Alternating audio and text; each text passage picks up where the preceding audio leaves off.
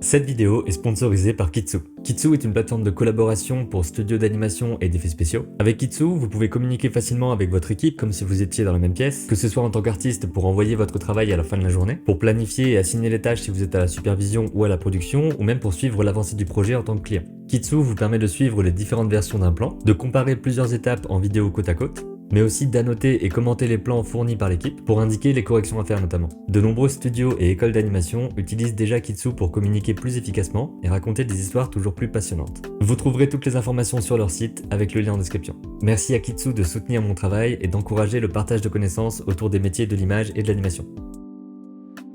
Salut Félix, merci d'être là pour partager ton expérience, ton parcours, ton travail autour de la pipeline 3D. Donc c'est un gros mot, on va dire. Je vois à peu près, je pense que c'est, mais je suis même pas complètement certain de savoir l'expliquer. Donc on va parler de tout ça. C'est toi qui m'as contacté pour justement démystifier un petit peu, débroussailler le terrain de ça. Parce que je pense qu'il y a plein de gens qui savent pas ce que c'est, même ce rôle-là, en fait, dans une production, alors qu'ils étudient, par exemple, l'animation. Donc je pense qu'il y a un truc aussi, même au niveau des gens qui étudient, qui ont besoin de savoir ces trucs-là. Donc peut-être te présenter d'abord un petit peu qui tu es, ce que tu fais, et puis un petit bout sur ton parcours Ouais, scolaire, pro, etc., quoi. et ben du coup moi je m'appelle Félix. Je suis alors c'est un gros mot, mais je suis le Head of Pipeline d'un studio d'animation qui s'appelle Normal avec deux A, qui faisait avant surtout de la série 2D et qui s'est lancé récemment dans de la production 3D. Rendu, enfin avec des technologies de rendu 3D. On Ouais. en parlera peut-être plus tard, la différence qu'il y a entre l'aspect visuel et les technologies utilisées. Euh, Et puis, ben, du coup, on va parler du pipeline et de ce que je fais. Sinon, en termes de parcours, je viens d'une formation qui s'appelle ATI. Donc, c'est Art et Technologie d'Image. C'est une formation qui est à Paris 8. Si je me trompe pas, c'est la seule formation en image synthèse publique de France. Ok, ça c'est bon à Qui savoir, hein, est, parce que souvent je le voilà, répète à chaque vidéo, je pense, mais école très chère, pas accessible et tout, qui c'est bloque plein de ça. gens, dont moi. Donc voilà, quoi. Ouais, je comprends très bien. Et du coup, ATI, voilà, ça fait partie de l'Université Paris 8, Mhm. Saint-Denis-Vincennes. En gros, ça commence licence 3, donc on peut arriver entrée dès qu'on a une licence 2. Ça commence licence 3 et après il y a 2 années de master, master 1, master 2. La dernière année étant consacrée à de l'alternance ou enfin et la rédaction d'un mémoire. Voilà, donc un mémoire de recherche, souvent art et technologie ou art création. Mhm. Voilà, Donc c'est fait pour aller recherche création, dans la pardon. technique du milieu artistique, c'est vraiment ciblé là-dessus. Alors, ouais, art et technologie de l'image, c'est vraiment basé sur la, comment dire, l'apprivoisement de la technique pour produire des images. Ouais, donc c'est vraiment C'est très très spécifique comme ouais, truc. bah, en gros, c'est vraiment art et technologie de l'image. Donc, c'est comment faire des images de manière artistique tout en maîtrisant la technologie sous-jacente pour faire ces images. Et en fait, c'est une des plus, je crois même que c'est la première formation en termes d'âge qui a été créée sur la question de faire des images avec des ordinateurs. Mhm. Et à l'époque, ça constituait en programmer un moteur de rendu, faire des images de numérique en fait. À une époque où en fait tout se faisait encore à la main. C'est vraiment des pionniers qui ont créé ça. Je maîtrise pas toute la brochure, je l'ai un peu oublié. Mais Ouais, pas en de souci. gros, en gros voilà, c'était des personnes qui ont été pionnières à l'époque pour faire des images avec des ordinateurs, quoi. T'as fait quelques années là-bas, mais justement, si tu pars sur le parcours d'avant, c'est intéressant aussi. Ah oui, bah alors voilà, je vais remonter Ouais, dans le sens antichronologique. Du coup, j'ai fait ATI en dernier. Avant, j'ai fait une licence professionnelle à Montpellier qui a évolué maintenant en un master, je crois, qui est aussi orienté art et technologie, art et sciences. Aujourd'hui, c'est Anne-Laure Georges Molland qui était pendant longtemps la directrice d'ATI qui a créé ça à Montpellier. ok. Voilà, donc il y a aussi une formation qui peut s'en rapprocher à Montpellier. Et à l'époque, c'était à mi-chemin entre audiovisuel classique et image de synthèse. Donc en fait, on faisait du montage, on faisait de l'écriture et on faisait aussi de la création via des logiciels comme Blender et aussi de la programmation pour faire de l'art interactif, donc de l'art numérique L'idée, c'était de créer des petits, par exemple, des œuvres avec lesquelles le public pouvait interagir. Et dans ce cas-là, ça implique de savoir programmer parce que ben, pour faire réagir un ordinateur, il faut lui parler dans sa langue. Et du coup, tu es obligé de coder des choses avec les interactions, des entrées des spectateurs et spectatrices et comment l'ordinateur réagit. Et l'image évolue, enfin voilà, ce genre de choses. Et avant, j'ai fait un BTS montage et post-production. Donc à la Ouais. base, je suis plutôt monteur vidéo, cinéma. Et avant, je remonte encore. Avant, j'ai fait une année de lettres cinéma. Et avant, j'ai fait un bac sciences de l'ingénieur. Ok, Voilà. Donc donc en fait, j'ai toujours, un parcours mais qui toujours varie autour de la beaucoup. technique et de l'artistique finalement, Bah, en toujours, ouais, général, mon quoi. cœur a Ouais. toujours balancé entre les deux. Et techniquement, j'ai toujours hésité. Et voilà. Je sais pas si aujourd'hui je suis toujours entre les deux. Je suis plus Ouais. technique, mais au service de l'artistique. Bah, disons que t'as aussi ça permet en plus de la culture perso, etc. Le fait de savoir un peu comment ça marche, les productions, et pour ensuite savoir les besoins, etc. Enfin, c'est important de pas être que technique non plus, et de savoir pourquoi on a besoin de tel outil pour faire tel truc à la fin, quoi. Oui, bah c'est clair. Par exemple, à ATI, on manipule beaucoup les logiciels pour faire des images. Et en fait, ça c'est essentiel pour comprendre les contraintes et les choses auxquelles se frottent les artistes au sein de la production. Parce que si tu n'as aucune idée de quelles sont les problématiques d'un logiciel 3D, Ouais. c'est compliqué de dire ah bah attends, ça serait plus pratique de faire comme ça. Attention, ce problème-là, on va se le prendre dans deux étapes. Il faut anticiper dessus. C'est clair que d'avoir une pratique artistique enfin, avec les logiciels que tu utilises d'un point de vue technique, c'est c'est très enrichissant pour la création et Mm. la conception dans le travail que je fais en tout cas. Ouais.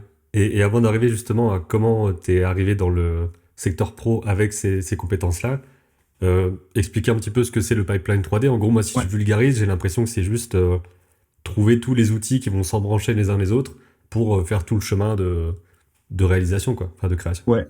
En fait, pipeline, c'est vraiment d'un point de vue conceptuel. C'est pas, on a repris l'idée du pipeline avec les tuyaux, sauf qu'au lieu d'y faire passer du pétrole, ce qui est pas Mm. forcément une bonne chose, mais ça c'est un autre sujet, on fait passer conceptuellement des données, en fait. Et du coup, c'est des tuyaux numériques dans lesquels on fait passer des données informatiques, numériques. Et le pipeline, en gros, ça part du besoin que quand on travaille en équipe, on a besoin d'automatisation informatique pour s'émanciper de tâches qui sont très très laborieuses à faire à la main. Mm. Par exemple, quand on travaille à 4-5, ça va de se dire, bah, attends, j'ai mis tel fichier à tel endroit, je l'ai appelé de telle manière. Si tu veux le personnage, il est dans ce fichier-là, tu peux le prendre dans ta scène, le mettre dans ton décor et l'animer. Puis après, tu l'exportes et tu le mets à cet endroit-là. 5, pour des gens qui ont travaillé en équipe, on sait que ça se fait. 5, 6, quand on commence à passer à 10 personnes, ça commence à devenir très relou. Et maintenant, on imagine que, bah, en fait, il faut produire, par exemple, dans mon cas, c'est une série de 52 épisodes de 11 minutes avec plusieurs dizaines de personnes qui travaillent dessus. Donc là, à ce moment-là, t'as plus le temps avec des délais en plus, parce qu'à la limite, on aurait tout le temps du monde, ça irait. Le problème, c'est qu'on a des délais à tenir, et parce que contractuel, etc. C'est le principe d'une industrie. Et du coup, ben, il faut automatiser des processus qui, s'ils ne sont pas bien faits, impactent tout le monde Mm. et peuvent mettre en péril la chaîne de production. Et du coup, ces procédures-là, le pipeline, on pourrait le résumer en l'ensemble des procédures automatisées qui permettent le bon déroulement de la production. Et donc, ça va des trucs tout bêtes quand on a fini, l'artiste, il appuie sur un bouton en disant j'ai fini. Il y a tout un ensemble d'algorithmes qui s'exécutent sur le fichier en disant pour vérifier que le fichier est bien compatible et bien aux normes de ce qu'on a défini. S'il n'est pas aux normes, il ouvre une fenêtre en disant attention, là, ton truc, il n'est pas aux normes. Appuie sur ce bouton pour le corriger si on sait le faire automatiquement. Ou alors, ben, fais cette manip pour le changer. Donc la personne refait la manip et après reclique sur un bouton et le revérification et tout. Donc ça a des noms différents suivant les studios. Voilà. Et après, ben, on prend ce fichier-là, on le range à un endroit, on le nomme comme il faut, l'inscrit dans une base de données qui le référence. Et après, bah, ça prévient telle personne qui est en supervision, par exemple, la personne qui est lead anime, lead layout, lead modé, lead environnement, que bah, en fait, cet artiste-là a fini de travailler et le fichier est en attente de validation. Et il y a toute la question de la validation derrière, avec qui valide d'abord, est-ce que c'est le lead, après est-ce que c'est le réal, comment est-ce qu'on fait les retakes, les machins. Donc, ces gens-là sont prévenus, et après, on a plein d'enjeux techniques qui s'ajoutent, j'en parlerai un peu après si tu veux. Mhm. Mais grosso modo, c'est toutes ces choses-là qui sont très sensibles parce que si quelqu'un, si imagine on est 40, on le fait à la main, la personne le range au mauvais endroit, l'appelle de pas la bonne manière, le fichier, mais pas, organise pas dans son fichier les choses comme il faut, et ben en fait derrière c'est toutes les gens, c'est toutes les personnes qui travaillent dessus qui vont avoir des problèmes. Potentiellement, le truc, on va avoir des problèmes à la fin au rendu. On va s'en rendre compte à la fin qu'il manque une texture, qu'il manque, je sais pas, un personnage. Des fois, ça arrive. Et donc là, en fait, c'est plus coûteux en termes de temps humain de, euh, de corriger ça a posteriori que d'essayer de créer des automatismes en amont pour le régler. Parce qu'une fois qu'on a un problème, on se rend compte du problème. Alors d'où ça vient? Comment est-ce qu'on le corrige? En fait, le temps qu'on passe à essayer de détecter le problème, eh ben, des fois, ça prend beaucoup, beaucoup plus de temps, enfin tout le temps, que de dire, bon, OK, en amont, et on vérifie tout ça, on automatise ces étapes, et surtout, comme c'est très très pénible à faire pour les artistes, ce genre de choses, mettons, si tu avais une checklist à la main, d'à chaque fois, toi, vérifier que dans ton fichier, c'est pas, en fait, c'est hyper pénible à faire, de le Mhm. ranger au bon endroit, tout ça, c'est euh, vraiment fatigant. Et en plus, c'est des contraintes qui sont liées à l'informatique, parce que on travaillerait pas avec des ordinateurs, on n'aurait pas ces contraintes-là. Et ben, tant qu'à faire, autant les automatiser pour libérer un peu les artistes de ces trucs qui sont pénibles à faire euh, et qu'il et elle aient la capacité de se concentrer uniquement sur ce qui fait le cœur de leur travail. Donc, animer, faire du layout, de la modé, etc. Ouais. Donc là, bah, je pense que je vais déjà embrayer sur les autres questions que j'ai avec ce que tu expliques. D'où le fait justement, enfin c'est pas vraiment une question, mais d'où le fait que ça change aussi d'une production à une autre, parce que si on pouvait se dire le pipeline 3D c'est comme ça, ce serait universel quelque part. Mais en fait, ça allait pas, ça doit être adapté selon les outils utilisés, etc. Vu que tous les outils sont pas aussi ouverts les uns que les autres pour faire des formats qui sortent Mm. correctement, etc. Il y a pas un truc magique de on a trouvé la méthode et ça marche, quoi. Donc comment c'est géré ce truc-là? Alors, en fait, ça dépend vraiment des studios. Mais tu as raison. En fait, chaque pipeline est spécifique à la production, déjà, et des fois spécifique au studio. Et donc, un studio, il a des habitudes. Souvent, le pipeline, il vient a posteriori. Parce que la plupart du temps, c'est hyper rare. Bah, je suis pas sûr que dans l'histoire, ça a existé, mais si quelqu'un le sait, je veux bien Hmm. l'apprendre. Mais en gros, que les studios commencent toujours de manière un peu artisanale, entre guillemets. Donc, Oui, tout le c'est un monde, petit groupe qui bricole les petits trucs, quoi. Ouais, voilà. Et après, on veut faire une équipe, et après, on se rend compte plus tard qu'en fait, on veut embaucher des gens, et là, ça devient un sacré bazar. Et du coup, comment est-ce qu'on peut faire des automatisations pour que ça règle, pour qu'elle règle ces contraintes-là qui sont du temps perdu, en fait, artistiquement. Et en fait, le studio, il a des habitudes, et ces habitudes techniques, souvent, c'est un logiciel central de production d'images. Donc, historiquement, c'est surtout Maya.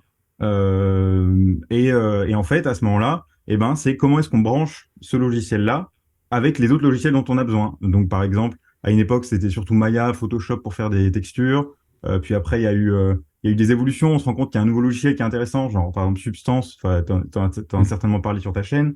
Et puis il y a Houdini qui arrive. Finalement, on veut faire l'animation dans Maya parce qu'il y a plein d'outils super, et on veut faire les FX dans Houdini. Du coup, comment est-ce qu'on fait pour cumuler les deux? Est-ce qu'on exporte de Houdini et on met dans Maya a posteriori, ou est-ce qu'on exporte de Maya et de Houdini, on fait ça dans un troisième logiciel, ou est-ce qu'on fait tout dans Houdini? Comme il y a des logiciels qui sont très spécifiques, des fois, par exemple, il y a un logiciel pour le rendu, un logiciel pour les FX, un logiciel pour l'animation, un logiciel pour la modé, genre par exemple ZBrush. Enfin, je vais faire plein de logiciels différents, mais et la question, ouais, c'est souvent le studio a ses habitudes, des artistes ont des envies d'utilisation de logiciels, et comment est-ce qu'on branche tout ce bazar pour que à la fin, ça arrive proprement dans le moteur de rendu et que les images sortent dans le format attendu, souvent des fois normé par la chaîne ou la plateforme avec laquelle tu as des contrats. Voilà, il Ouais, y il a y a tous beaucoup ces de contraintes enjeux-là qui dépendent de plein de choses, quoi. à prendre en compte. Et je sais pas si j'ai exactement répondu à ta question. Ouais, c'est ça, c'est comment tu gères le fait que tout n'est pas fait pour que ça marche ensemble, en fait. C'est ça le truc, quand tu dis brancher les trucs des uns aux Oui, autres, c'est la façon d'exporter, etc., d'importer. C'est tous ces trucs-là qui font que les outils au départ sont pas faits ouais. pour marcher ensemble. Et c'est dommage d'ailleurs, mais souvent Bah, on fait le truc comme ça et puis voilà quoi. complètement. En fait, il y a deux choses différentes dans la conception du pipeline qui se répondent, hein. Il y a la conception du flux de données, donc dans quel format on exporte de tel logiciel pour après pouvoir l'utiliser dans tel autre logiciel. Si on travaille qu'avec un seul logiciel, c'est assez simple. Souvent, tu exportes juste, ou tu extrais juste les données dont tu as besoin de ta scène vers le même format de fichier, mais juste tu as sorti ce que tu avais besoin et tu as juste à le réimporter facilement. Quand tu as plusieurs logiciels différents, tu es obligé de te baser sur ce qu'on appelle les standards. Et là, il y en a plein. Il y a Hmm. OBJ, FBX, USD maintenant, faire plein de choses. Alambic, il y en a encore plein. Et en gros, on conçoit le flux de données au fil du temps de la vie d'un plan. Le plan, on part souvent, conceptuellement, on part un peu de la fin. On sait qu'on a besoin d'avoir ça en entrée du moteur de rendu. Et bah du coup, ok, qu'est-ce qu'on sort de l'anime? Qu'est-ce qu'on sort du FX? Qu'est-ce qu'on sort du layout? Le layout, il a besoin des environnements, du décor. Et il a besoin des personnages. Il a besoin donc les personnages, ils sont exportés en quoi? En FBX avec l'animation, mais sachant que le rig est pas transporté, comment est-ce qu'on fait pour les animer? Bref, tout Hmm. ça c'est le flux de données qui est conçu. Et à côté de ça, on crée les algorithmes. Donc, c'est des petits scripts, souvent c'est du Python. Aujourd'hui, un des langages standards, c'est le Python. Il y en a plein d'autres, des fois, qui sont dépendants de certains logiciels. Maya a eu le sien à une époque, même là encore un peu, mais il est un peu abandonné. 3ds Max avait le sien aussi. Et donc, c'est la création de ces algorithmes qui facilitent la mise en, les exports ou les vérifications pour que ces données-là soient conformes à ce qu'on attend dans la production. Donc, le pipeline, c'est vraiment ces deux choses-là, les flux de données et les automatisations qui les accompagnent. Il faut donc savoir programmer des scripts, des choses comme ça pour pouvoir justement lire ces données-là et savoir les traiter pour ensuite les passer dans un autre truc, etc. quoi. Ouais, complètement. Pour faire du pipeline, il faut effectivement savoir programmer. Souvent je l'ai dit, c'est du Python. Euh, et il y a plusieurs choses. Il faut à la fois des fois savoir manipuler les formats à part entière, mais aussi utiliser ce qu'on appelle des API. Alors, API, c'est Application Programming Interface. En gros, c'est des points d'entrée, des fonctions dans ton code qui permettent de communiquer avec un logiciel. Et donc, tu as des scripts qui sont exécutés d'une certaine manière et qui appellent par exemple Blender, qui importent Blender, qui disent OK, de Blender, j'ai besoin d'exécuter toutes ces opérations-là dans tel ordre. Hmm. Et en fait, je me sers de cette API pour faciliter des opérations que les artistes auraient eu à faire à la main. Ouais. C'est juste que au lieu de cliquer 14 fois sur 14 boutons, il appuie sur un bouton qui, comme c'est toujours les mêmes opérations dans le même ordre, à quelques variables près, on clique dessus et hop, il fait les 14 opérations. 14 opérations, il n'y a pas de S à 14. Les 14 opérations d'un coup. Et en fait, ça prend le temps que la machine a à l'exécuter. Euh, alors que sinon, ça aurait pris, je sais pas, 5 6 minutes. Et Ouais. ça aurait été relou à faire. Et les API, ça change aussi de ce que je crois. Donc ça fait qu'il Ouais, y a tout un truc d'adaptation. Je sais que nous, on a ça dans le côté 2D avec le développement de Calipeg. On doit sortir de notre app pour aller vers d'autres logiciels. Donc on va vers TV Paint, After, etc., etc. Et on a dû faire des exports différents parce que les façons d'importer sont pas les mêmes. Et des fois, on se rend compte après coup que en fait, Adobe va pas traiter notre truc correctement parce qu'il y a des accents dans les noms, vraiment des bêtises comme ça. Et on s'en rend compte après, on doit corriger le truc. Donc je pense que tu as aussi ce genre de problème-là parce que comme je dis, on dépend des autres en fait, de la façon dont ils sont ouverts, de la façon dont on peut lire leur format ou pas. mm, Et c'est un gros truc sur tous les points, quoi. complètement. En plus, on se traîne des problèmes en informatique. Typiquement, tu l'as dit, hein, les accents, les... Ouais, c'est vraiment des trucs où je me dis, mais pourquoi c'est encore pas traité et tout? Enfin, Pourquoi je t'as trouve ça encore... bizarre. En fait, ça dépend des formats, de la façon dont sont encodés les caractères. Hmm. Ça, c'est un sacré bazar aussi. Ouais, Bref. En tout cas, effectivement, là, ce dont tu parles, c'est qu'il y a un besoin de standardisation. Euh, que on se dise, bon, bah, suivant certaines versions, on sait que quasiment tout le monde sera compatible avec ces éléments. Et oui, parce que sinon, tu passes ton temps à te dire, OK, je veux être compatible avec Adobe. Du coup, il faut que je me tienne à jour parce qu'ils sortent une version tous les ans. Enfin, même maintenant avec le Creative Cloud, c'est plus. Il y a Blender qui sort une version tous les 3 mois. Il y a Maya qui sort une version tous les ans. Houdini, je sais pas. Donc en fait, tout change tout le temps. hmm. Et comment est-ce qu'on s'en sort? Et c'est pour ça qu'il y a plein de gens qui se sont dit, tiens, on va faire des standards. Du coup, il y a eu OBJ, puis machin, puis FBX, Alembic, voilà. Et puis finalement, à chaque fois, on se dit, mais ce standard, il est pas assez bien. On va en faire un mieux. Et du coup, Ouais, on en fait un mieux, sauf que, ben, en fait, quand il arrive, il est déjà un poil en retard, comme toujours. Ou alors, il a déjà été anticipé, il a une certaine durée de vie, et puis finalement, on se rend compte qu'on a un nouveau besoin que le standard ne prend pas en compte. Et ben, à ce moment-là, on crée un nouveau standard, et du coup, on se retrouve avec une multiplicité de standards, parce qu'il y en a qui utilisent encore l'ancien, qui ont des habitudes avec l'un, puis l'autre, il est un peu mieux sur un petit détail, donc on continue d'utiliser. Donc là, on fait, wow, wow, ok, ouais, c'est un sacré bazar. Du coup, nous, en équipe pipeline, un des objectifs, c'est de se dire, ok, comment est-ce que, faut pas que les artistes choisissent eux-mêmes les standards qu'ils vont utiliser, sinon ça devient n'importe quoi. Chacun va y aller du sien, voilà. Donc, ce qu'on fait, c'est nous qui définissons ce flux de données, ça j'en ai parlé tout à l'heure. Et aussi aujourd'hui, on observe une vraie initiative de la part des studios pour faire des standards communs. Aujourd'hui, il y a un truc qui s'appelle la VFX Platform qui définit pardon, j'ai du mal à le dire, un niveau de standardisation en termes de version de langage. Par exemple, on sait que c'est Python 3.9 qui est ouais. utilisé, qui doit être supporté par les logiciels. Et en fait, chaque année, tous les 2 ans, je sais plus, la plateforme définit un nouveau paquet de standards et on dit qu'on est compatible avec la VFX Platform 2022, 2023. Voilà, donc ça déjà, ça permet ça. Et surtout aussi, il y a aussi une fondation maintenant qui s'appelle la SWF, donc Academy Software pour SW Foundation, qui, elle, a récupéré des standards en open source, typiquement OpenTimeline.io, USD, OpenQ pour le rendu, d'autres, je sais plus lesquels, j'en oublie là. Et en fait, cette académie, qui est sous l'égide de la Linux Foundation, donc très open source, libre, Hmm. on pourra en parler du libre après si Ouais, c'est pas clair pour tout le monde, qui, elle, maintient EXR aussi, voilà, qui est un format d'image.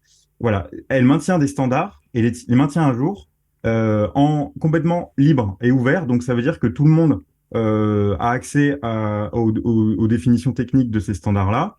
Et l'ambition, c'est d'avoir un écosystème de standards qui cohabitent et qui n'a qu'un seul usage. C'est-à-dire qu'on a un standard pour l'export des fichiers et des animations, enfin des modélisations animées et des scènes. Donc ça, ce serait l'USD. Pour les montages, on aurait l'OpenTimeline.io. Pour la gestion des rendus, on aurait OpenQ. Pour la gestion des images à la fin, on aurait EXR. Voilà, ouais.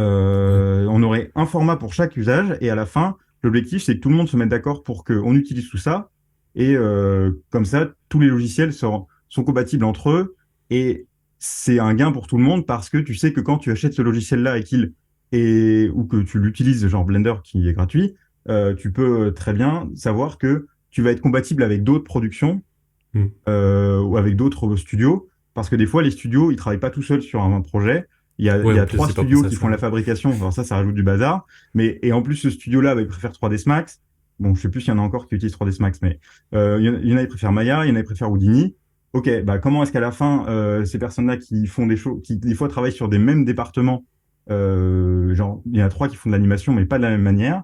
Comment est-ce qu'à la fin, on arrive à récupérer des données qu'on puisse récupérer? Et quand tu sais que les logiciels se sont mis d'accord pour utiliser des standards qui sont en plus maintenant uniformisés, eh ben, c'est plus sécurisant, entre guillemets, et tu es plus serein dans l'avancée de ton travail. Hmm. Et oui, peut-être juste un point sur le libre, l'open source et le gratuit qui sont des choses séparées. Souvent, on se dit que c'est gratuit parce que c'est libre, etc. Parce que souvent, le libre est gratuit. Mais donc, si je me trompe pas, c'est vraiment le côté juste tout est, on peut lire l'ensemble du code, on peut aussi échanger, rajouter des choses, on peut modifier comme on veut. Et il y a une licence particulière qui fait qu'on peut pas faire n'importe quoi souvent avec ces outils-là. Et moi, j'ai surtout connu ça avec Blender et GIMP. C'est les trucs que j'ai connus. La chance que j'ai, c'est qu'au collège, il y avait déjà YouTube, etc., qui fait que j'ai pu découvrir plein de trucs comme ça.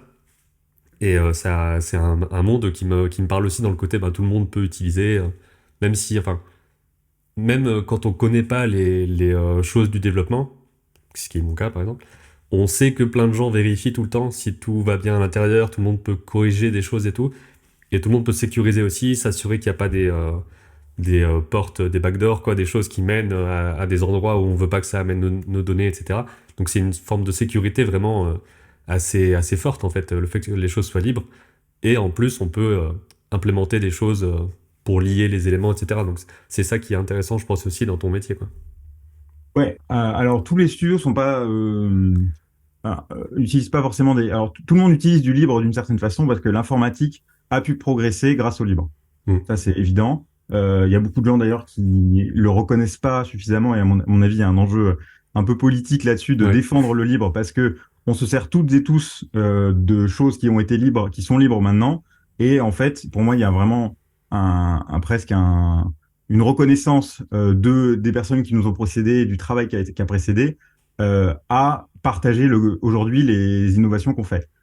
Ça, c'est le code qu'on produit et tout ça, c'est un autre enjeu. Sur la question du libre, gratuit ou open source, c'est trois choses différentes. Effectivement, souvent le libre ou l'open source sont gratuits, très enfin quasi, on pourrait dire. Dans tous les cas, elles pourraient être gratuites. Ça veut dire que même si l'accès est pas simple, tu pourrais toi le récupérer et le faire fonctionner chez Mm. toi. Donc ça, dans l'absolu, c'est toujours gratuit. Des fois, c'est plus ou moins facile d'accès. La différence entre open source et libre, c'est que des fois, des codes sont open source, mais leur usage n'est pas libre. C'est-à-dire que tu n'as pas le droit légalement ça dépend des licences, tu en as parlé tout à l'heure, tu n'as pas le droit légalement de modifier le code, de le repartager autant aussi librement que tu le voudrais. Mm. Bah, je crois Donc, qu'il y a beaucoup de services Google qui sont open source, je crois, si je me trompe pas, mais qui sont pas peut-être. libres. Enfin, je crois qu'il y a un truc comme ça. Ouais, je sais, je connais plus l'état actuel de l'écosystème sur ce sujet, mais en tout cas, voilà, effectivement, des fois, tu as des choses qui sont, tu peux lire le code, mais par contre, t'as pas le droit de le modifier, le repartager comme tu veux. Le libre, c'est qu'il y a une licence qui vient avec ton code qui littéralement te donne les droits de remodifier le code comme tu veux sous certaines conditions. C'est-à-dire que par exemple, t'as pas le droit de prendre Blender, de modifier un truc, le code de Blender, Et te le et vendre de le après. vendre. Ouais. Et légalement, la justice te tombe dessus si tu fais ça. Et en fait, voilà, là, le Blender est définitivement open source, en plus avec une licence qui est très robuste et qui fait que tout le code construit avec Blender et qui interagit avec Blender doit nécessairement pouvoir être repartagé. Mm. Euh, et forcément sous la même licence en fait. C'est ce qu'on appelle une licence contaminante, c'est-à-dire que il y a des licences qui ne le sont pas, mais une licence contaminante fait que le code qui appelle des bouts de code qui utilisent cette licence-là sont nécessairement sous la même licence. Ouais. Alors qu'il y a des licences qui sont pas contaminantes, comme par exemple MIT, vous avez peut-être entendu parler, c'est une licence qui fait que tu as le droit d'utiliser le code, mais tu n'es pas obligé de repartager directement ton code en MIT par derrière. Tu peux très bien utiliser le code à des fins privées si tu fais autre chose avec. Et dans ce Ok. cas-là, tu peux utiliser des choses sous licence MIT et les revendre. Si je me trompe pas, c'est cette licence-là. Voilà. Et après, bah, le gratuit, il y a des logiciels qui sont gratuits et qui sont pas du tout libres open source. Et des fois, c'est un peu dangereux. Quand on va sur, je sais pas, des fois, c'est SourceForge, Mm. où tu peux télécharger le logiciel. Tu cherches un logiciel de montage un peu obscur, un peu gratuit. Tu sais pas trop comment ça fonctionne. Voilà, et tu te retrouves avec un logiciel, tu sais pas trop d'où il vient.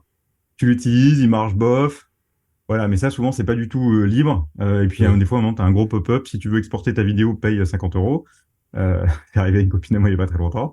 Ouais. Bref, donc ça c'est un autre sujet et il faut faire gaffe des fois et souvent. Euh, euh, Par exemple, le logiciel libre, qui je pense est le plus répandu vraiment en tant que logiciel, c'est VLC. Mhm. Tout le monde utilise et tout le monde a chez soi, quasiment, parce que c'est le meilleur player à la maison qu'on puisse utiliser, qui est juste hyper robuste. Bon, bah, voilà, ça c'est un projet libre et open source. Et il y a Voilà. des interviews de son créateur, je pense, cofondateur, je sais pas, où il explique justement toute l'histoire de ça et tout. C'est Ouais, assez, assez passionnant à écouter si ça intéresse les gens. clairement, c'est hyper intéressant. Je crois que c'est Underscore qui faisait Ouais, ça. ils l'ont reçu et enfin, il va un peu partout, je crois, pour expliquer Ah tous les ouais, trucs de fou qui ok. se passent avec ça. Quand il y a des gens qui essaient de les racheter, des trucs comme ça. Ouais. Bah, en même temps, voilà, ils ont une compétence technique qui est quand même assez folle. Mais bref, en tout cas, voilà, VLC c'est le plus connu. Et sur la question des services, en fait, aujourd'hui, par exemple, on tend vers un système de service open source où, en fait, c'est plus confortable pour un client de faire appel à une structure qui maintient un service qui est payant.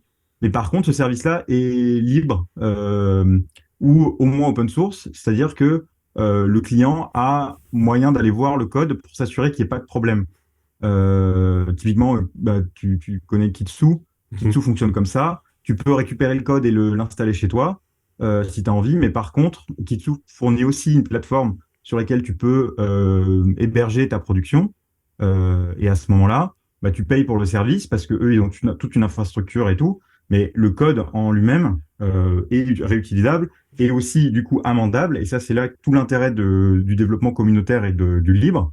C'est que on est plusieurs à utiliser les mêmes codes, à pouvoir proposer des corrections ou des améliorations. Et typiquement, nous, en début de notre production, on a proposé, je sais pas, 4-5 fonctionnalités à Kitsu parce qu'on en avait besoin chez nous. Et donc, c'était la discussion d'origine. Voilà, on va développer ces fonctionnalités, on vous les propose et vous les intégrez derrière. Et nous, c'était intéressant parce que du coup, on a de l'aide de la part de Kitsu pour de la connaissance du logiciel. On l'utilise gratuitement aussi parce qu'on a récupéré le code, on l'héberge chez nous, mais c'est pour d'autres raisons.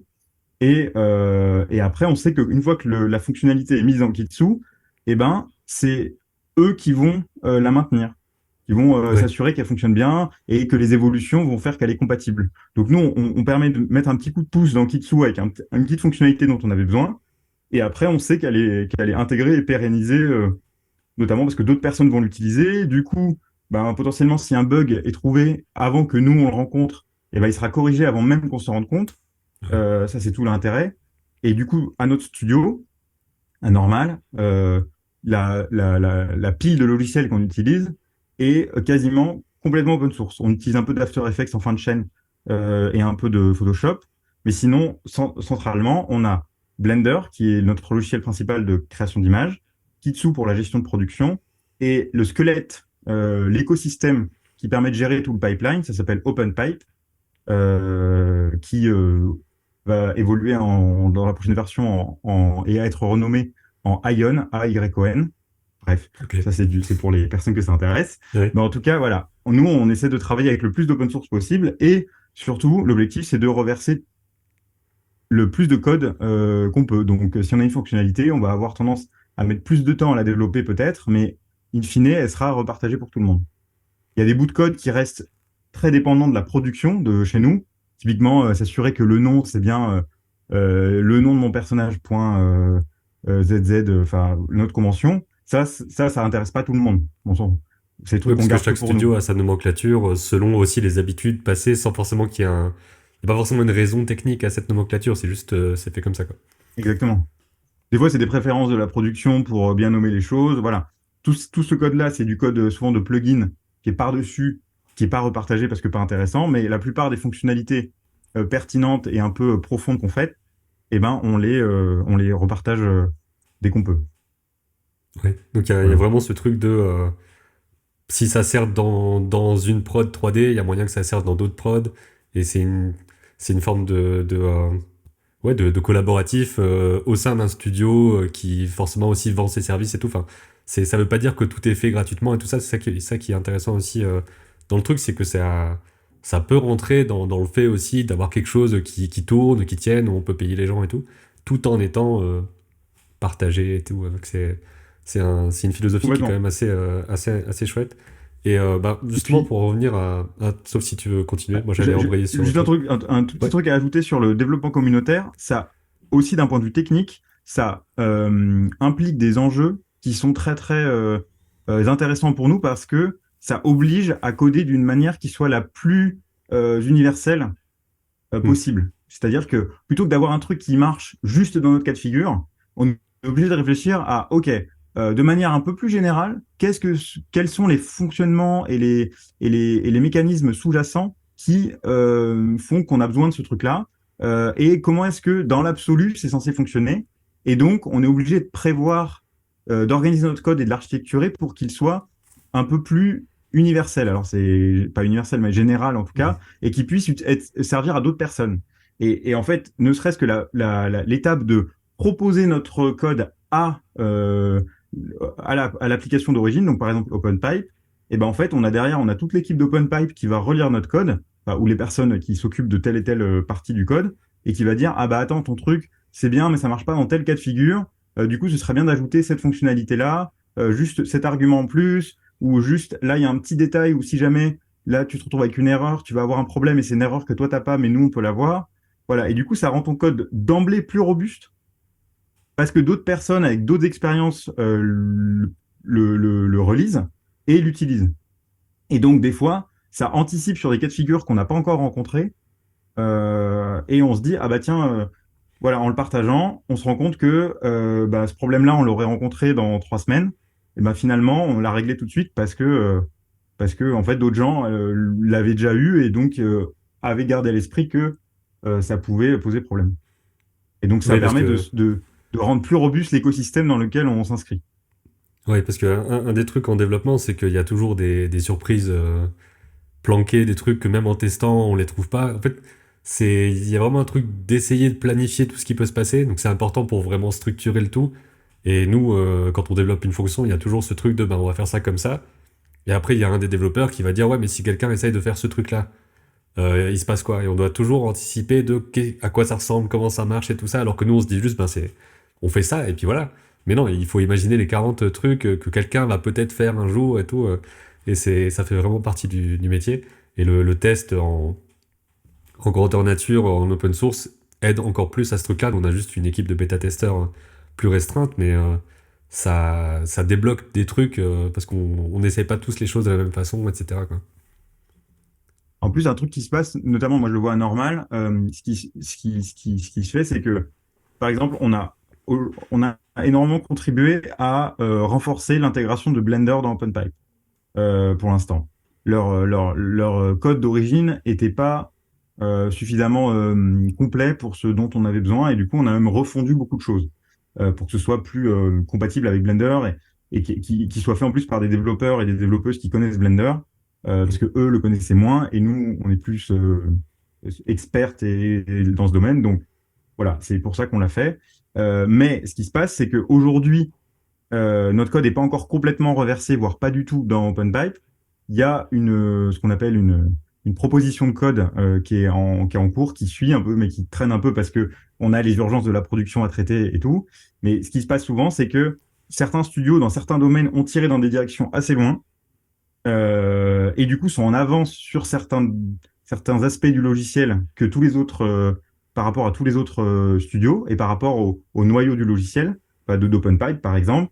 Mais nous, ce qu'on fait, c'est que du coup, on a un truc très avancé sur Blender et au fur et à mesure, on verse par petits bouts le code qu'on fait parce que tout le test qu'on fait en interne et tout permet de confirmer le design d'origine, la conception d'origine qu'on a faite.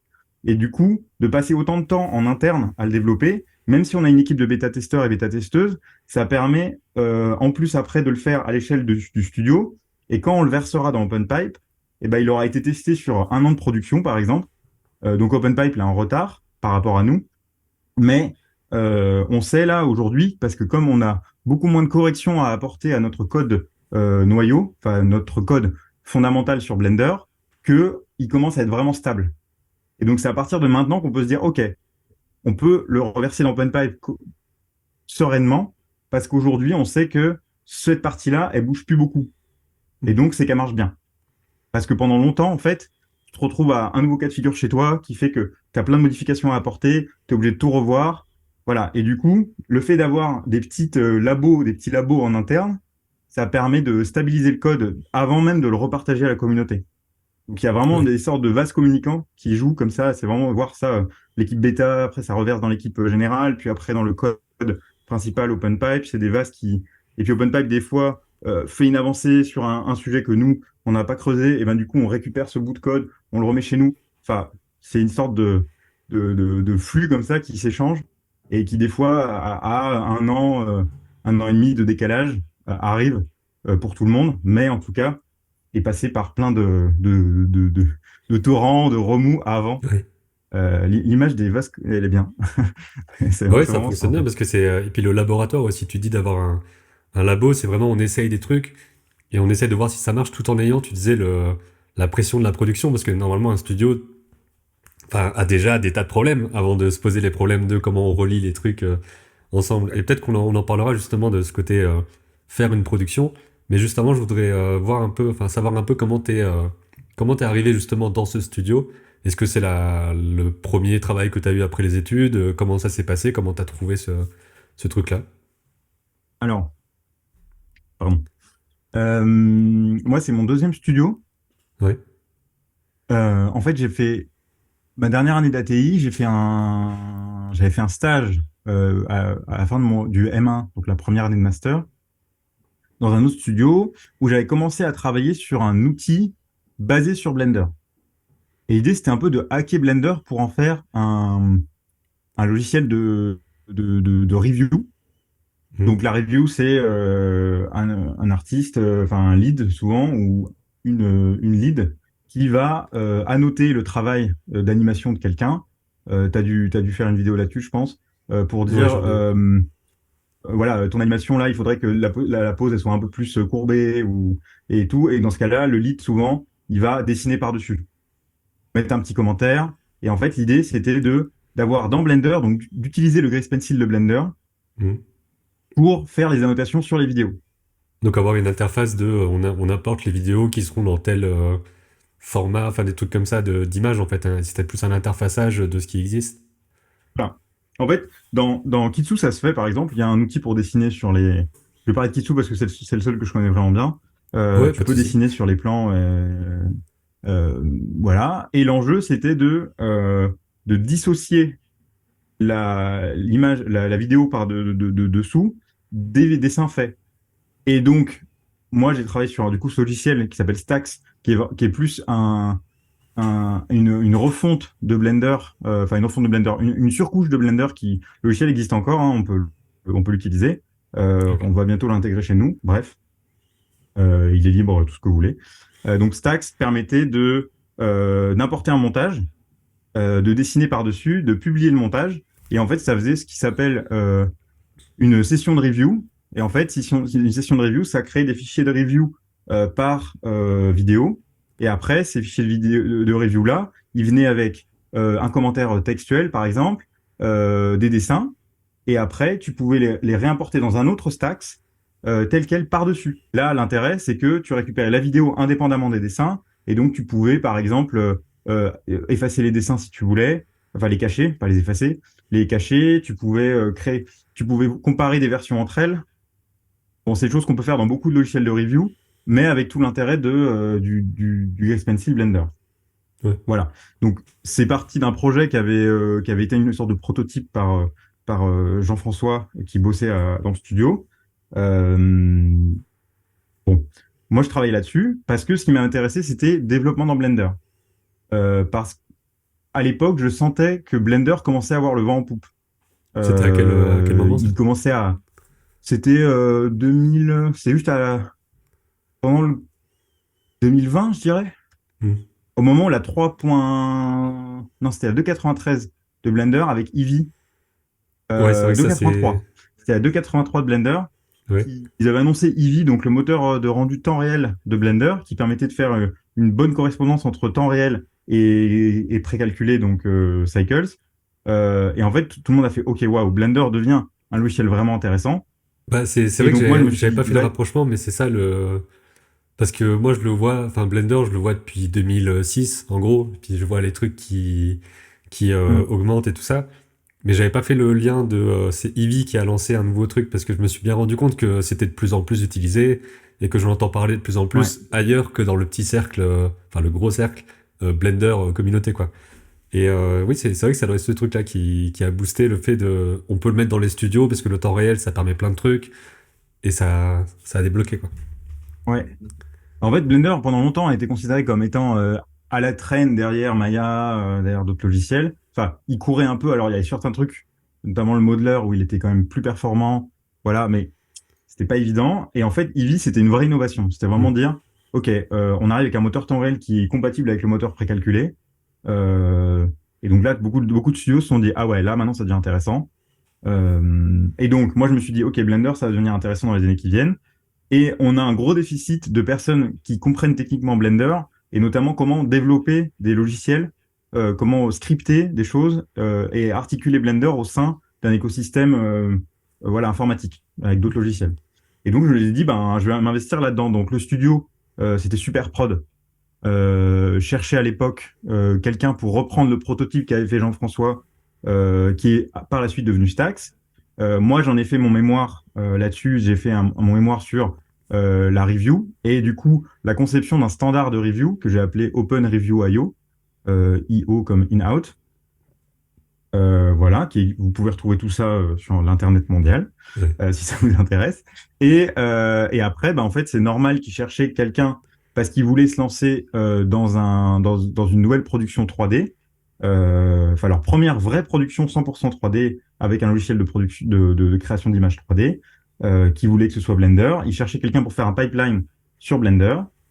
Et donc, ils ont démarché plusieurs personnes. Ils m'ont, je sais pas, je me rappelle plus exactement. Je crois que c'est un de mes profs qui leur a donné mon contact. Bah, c'est ce que j'avais demandé Ça doit parce être que souvent Cédric. Bref. c'est des trucs où ça arrive un peu comme ça de connaissance en connaissance. Je crois qu'il y a Ouais, assez rarement le côté j'ai vu une annonce et hop, enfin c'est beaucoup plus organique que ça tout le temps, j'ai l'impression. ouais. C'est beaucoup de réseaux. Mm. Alors, en fait, ça dépend de là où tu te situes dans ton avancée, de quel poste tu as aussi. Nous, quand on est développeur ou développeuse, dans ce domaine-là, il y a tellement peu de gens que déjà c'est un tout Mm. petit milieu, donc en fait on sait qui a besoin de quoi, voilà. On manque de gens, donc si jamais, je fais un appel, si ça intéresse des gens de faire du développement pour la 3D, pour la création d'images, vraiment, on a besoin de personnes qui sont techniques solidement, non, solidement techniques, Ouais. euh, techniquement solides, je vais y arriver, techniquement solides pour la programmation parce qu'on a beaucoup d'artistes qui se sont mis à scripter, mais qui ont moins une bonne compréhension des enjeux techniques sous-jacents. Mm. Souvent, ils ou elles peuvent bien scripter, mais des fois, sur les questions programmatiques, enfin de programmation, qui peuvent être plus approfondies, notamment des enjeux de performance ou des enjeux de gestion de mémoire, ou trucs comme ça, voire même de conception de flux de données ou d'architecture de code, eh ben, c'est un peu plus compliqué. Ouais. Donc, faut pas hésiter, si on est un peu solide en informatique, et qu'on est intéressé à venir toquer à la porte des studios. Voilà. Et donc, qu'est-ce que je voulais dire? Oui. Donc voilà, normal chercher quelqu'un pour faire ça. Et du coup, ils sont venus ils m'ont demandé. Euh, je crois que c'était ça ta question. Oui, c'est ça, c'est comment t'en es arrivé à faire ton métier de maintenant, quoi. Enfin, ton poste de Voilà, maintenant. en fait, c'est voilà. Donc, normal à chercher je vais développer un petit peu, chercher à faire quelqu'un, à trouver quelqu'un pour faire un pipeline autour de Blender. Et voilà, ils ont fini par me contacter. On a conçu le truc où moi j'ai posé comme prérequis qu'il fallait que ce soit que le plus possible des technologies libres. Voilà. Et ils ont dit complètement d'accord. Bon, bah, go quoi. Ok. Donc après, t'as Parti commencé à comme travailler ça. t'as fait Ouais. que sur de la 3D ou est-ce qu'il y a aussi de la 2D faite avec Blender dans ce que t'as fait, enfin, ou est-ce que t'as fait de la 2D aussi Alors, parce que le studio fait plusieurs techniques. Ouais, en fait, historiquement, Normal fait beaucoup de 2D, donc avec des logiciels de création 2D, comme Harmony, par exemple. Hmm. Et à une époque, pour une production, ils avaient fait un peu de Blender pour certains personnages, pour avoir plus facilement des pivots Hmm. ou plusieurs angles de caméra de personnages, voilà, un peu de profondeur, enfin ce que la 3D permet plus facilement que les logiciels de 2D. Et donc du coup, il s'était dit tiens, ça serait intéressant de faire une vraie production en 3D parce que là, ils voulaient faire, en fait, c'est la production qui est actuellement en place, donc on est encore en train de la faire. Donc, pour l'instant, il n'y a pas eu d'autres productions 3D parce que ben, on n'a pas eu fini la première. Et Hmm. après, le but, c'est d'utiliser le pipeline aussi pour les productions 2D et notamment Harmony. Mais pour l'instant, on n'y est pas encore, mais ça va venir dans les mois, dans l'année qui vient. Et en fait, l'idée, c'était d'avoir une esthétique tricotée. Donc, l'enjeu technique, c'était d'avoir plein de petits personnages comme s'ils étaient tricotés avec du tissu et du fil dans un monde Ouais. très voilà tricoté. Une esthétique stop motion, mais qui techniquement n'est pas les contraintes du vrai stop motion. En fait, ils Hmm. avaient fait un pilote stop motion, vraiment où ils avaient tricoté et fait au crochet, tricoté ou fait au crochet les personnages, fait les décors, machin et tout, essayé de faire du stop motion, Ouais, et ils se c'est sont rendus bien compte plus que galère, hein. ils avaient déjà fait ce genre de choses, mais voilà, pour l'enjeu que c'était de faire C'est une série, c'est 52 ça? épisodes de 11 Ouais. minutes, ouais, pour une série, ouais, Sur c'est une série en énorme. stop motion, La série, si c'est ça un vous truc. intéresse? Parce Ouais, qu'en stop c'est un motion, travail monumental. on peut pas réutiliser les choses et tout comme on peut le faire en 3D, quoi. Donc c'est tout de suite. Ouais, très peu, ou les personnages principaux éventuellement, mais. Et comme là, il y avait des enjeux de plusieurs. Enfin, il faut que les personnages, ils n'ont pas tout à fait la même forme suivant la distance à laquelle la caméra se trouve. Hmm. Enfin, il y a plein de trucs très très compliqués qu'ils voulaient faire en réalisation. Et donc, ils ont fait un prototype aussi avec Blender. Ils se sont rendus compte que techniquement, ça le faisait. Bon, bah, du coup, on part sur Blender et il fallait le pipeline pour supporter la production et la chaîne de. Enfin, voilà, que tous les artistes puissent travailler là-dessus. Et Donc c'est ça, là qu'ils m'ont demandé de c'est une venir. série qui est faite maintenant. Enfin, c'est quoi le nom de la série ou Pas pas? Ou encore. c'est encore. Elle sera normalement d'ici un an, elle sera sortie. Ok. Ça va s'appeler Woolly Woolly, donc Woolly, L y et deux fois Woolly Woolly. Hmm. Je sais pas où ce sera diffusé encore, mais ce sera disponible à partir de l'année prochaine. Donc justement, c'est quoi les enjeux pipeline de faire une série comme ça avec avec un type de rendu aussi particulier et tout? Je sais pas à quel point aussi ton boulot influe sur la façon je sais pas, la façon de faire l'anime et de faire des trucs comme ça, ou si c'est vraiment juste comment est-ce que ça sort ensuite entre les logiciels. Mais c'est quoi un peu toutes les contraintes qu'il peut y avoir à faire ça? Donc à la fois le côté série et le côté style particulier visuel. Hmm. Alors, ouais, du coup, il y a deux choses. Ouais. Effectivement, alors, on va commencer par les enjeux de production de pipeline, les enjeux de production de base. Il y a euh, la gestion des versions. Ça, c'est un sacré bazar. C'est-à-dire Ouais. que, par exemple, un premier artiste commence, on lui a demandé de modéliser un personnage. Le personnage, modéliser, le riguer, le texturer. Donc, nous, on fait toute cette étape-là en même temps. C'est-à-dire que dans beaucoup de productions, il y a une personne qui fait la modé, une personne qui fait le rig, une personne qui fait la texture. Et en fait, ça devient un bazar monumental dès qu'il faut faire des validations. Par exemple, quand le réal dit finalement, ce serait bien que la modé, je sais pas, les cheveux soient plus longs. Et ben en fait, comme la modé, c'est la première étape et que derrière il y a rig et potentiellement texture ou alors texture en parallèle, voilà, et ben du coup les cheveux sont plus longs donc il faut revoir la texture, donc il faut revalider la texture. En même temps la texture, et ben il faut changer le rig parce que le Mm. rig donc ça passe à la personne qui s'occupe de faire le rig parce que comme les cheveux sont pas tout à fait pareils, ben il faut refaire. On revient là, on se rend compte qu'il y a une erreur de rig, de texture et du coup qui valide, enfin quand on a validé un truc, ça valide pas l'autre, ça devient Ouais. des chaînes complètement compliquées. Donc nous, ce qu'on s'est dit, c'est on va faire tout en même temps, déjà. Donc c'est Donc, plus des gens qui ont un profil c'est généraliste la même dans ce cas-là. personne. Ouais. C'est globalement les mêmes personnes. Ouais, c'est plutôt des généralistes, effectivement, qui vont faire. Alors, il y a toujours des références, c'est-à-dire qu'il y a toujours une référence graphique de la texture, des références graphiques de modélisation.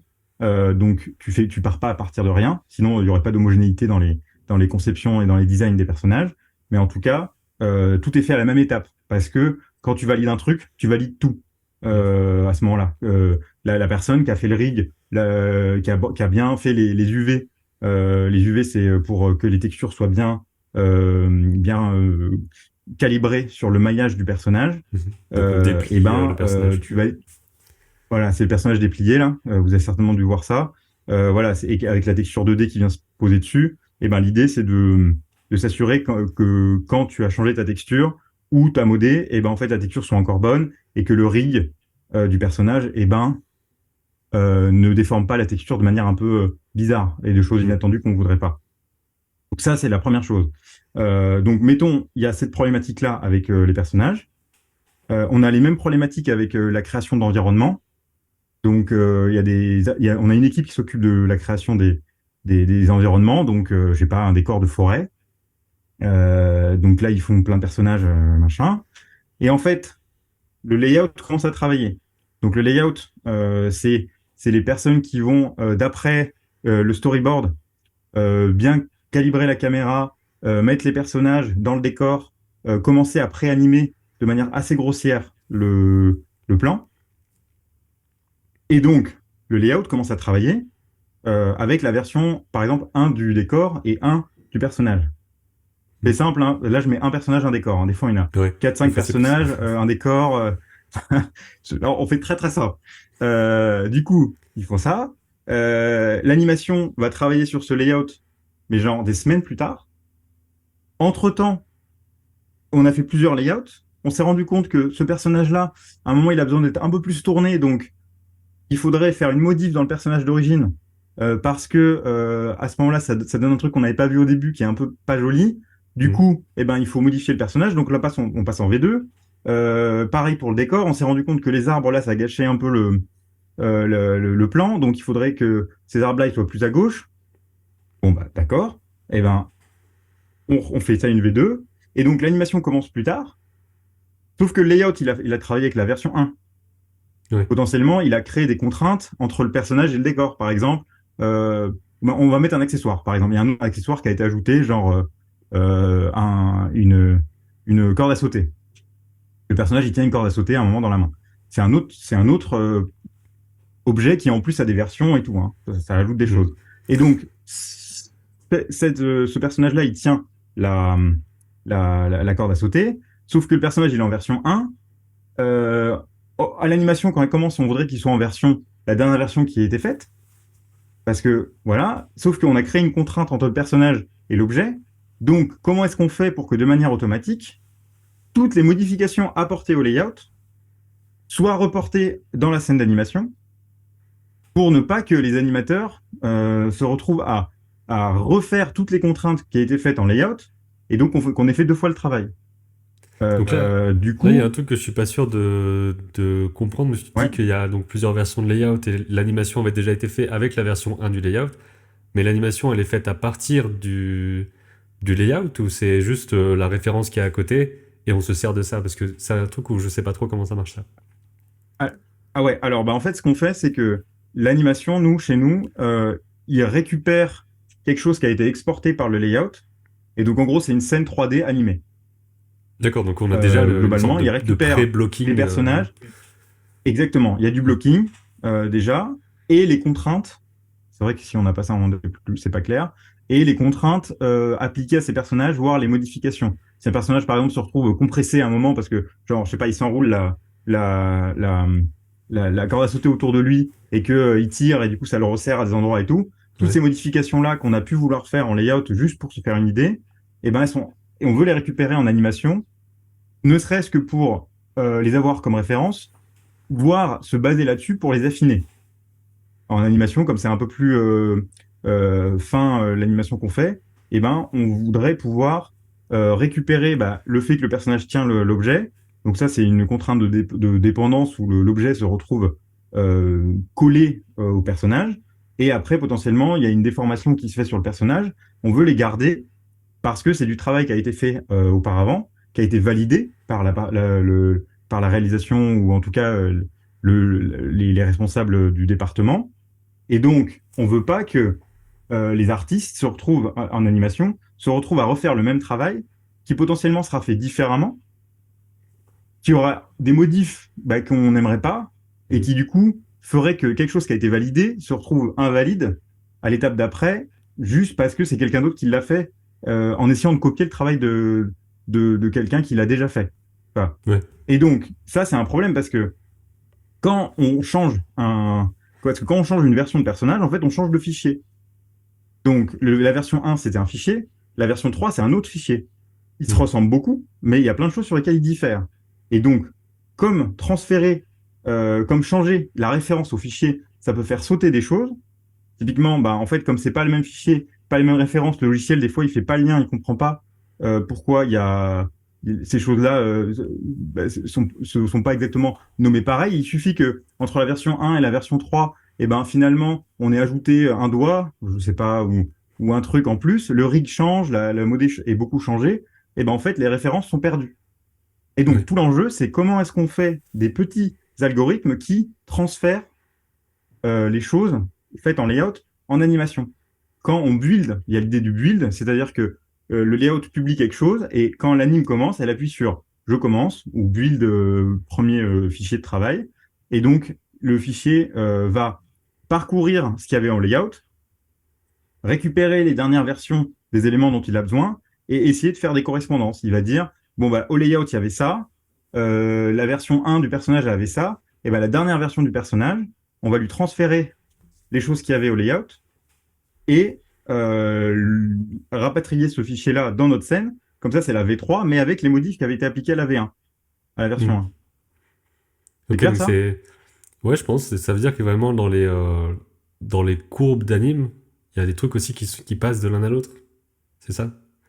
Alors, ça va dépendre des logiciels, mais dans Blender, Ouais. c'est juste une action qui est transférée.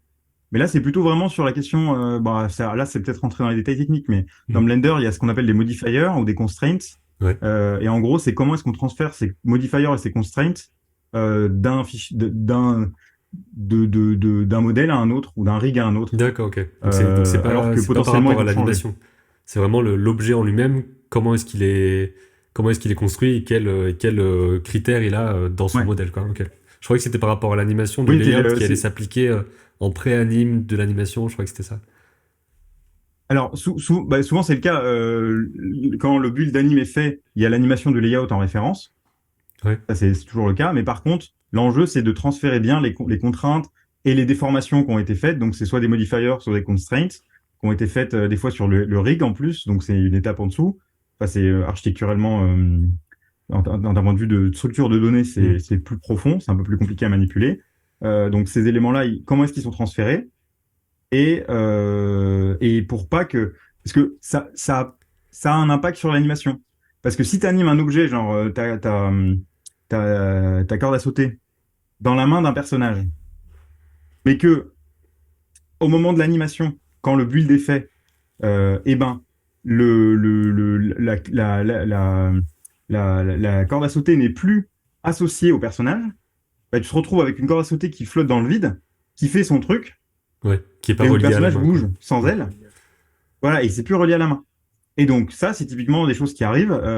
Il y a quelque chose qui est dépendant, un personnage, enfin, un élément est dépendant de l'animation d'un autre élément, mais comme le lien entre les deux a été perdu, en fait, il se retrouve isolé Mm. ou à faire quelque chose qui n'a rien à voir. Et donc, ça peut être pénible de retrouver de refaire la bonne manipulation du moment où ont été liés ces éléments, parce que des fois, il n'est pas lié. En fait, l'instant où tu lis des éléments influe beaucoup sur la manière dont ils interagissent ensemble.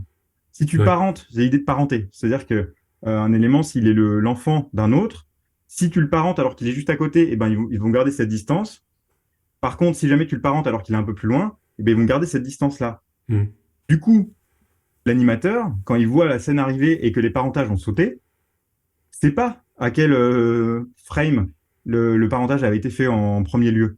Et Ouais, du coup, ouais. ça peut être hyper pénible de recaler que, bah, en fait, c'était en frame, à l'image 10 que, en fait, le parentage a été fait, mais il y a eu une modification qui a été faite en image 12.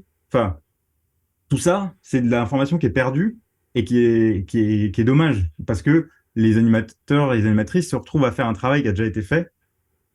Et du coup, et en plus, c'est pénible de se rendre compte que un truc arrive et qui est cassé par Ouais, ouais. rapport à ce que tu attendais. Et ça, pour le préciser, c'est très très spécifique à la 3D. Forcément, toutes ces questions de, c'est des objets qui ont des mèches et des, enfin des mèches, oui, des volumes, etc. quoi, Ouais. qui ont des squelettes et tout. Et ça pourrait être cool d'avoir quelqu'un qui fait de la pipeline 2D un jour, histoire de parler un peu des contraintes de l'autre côté.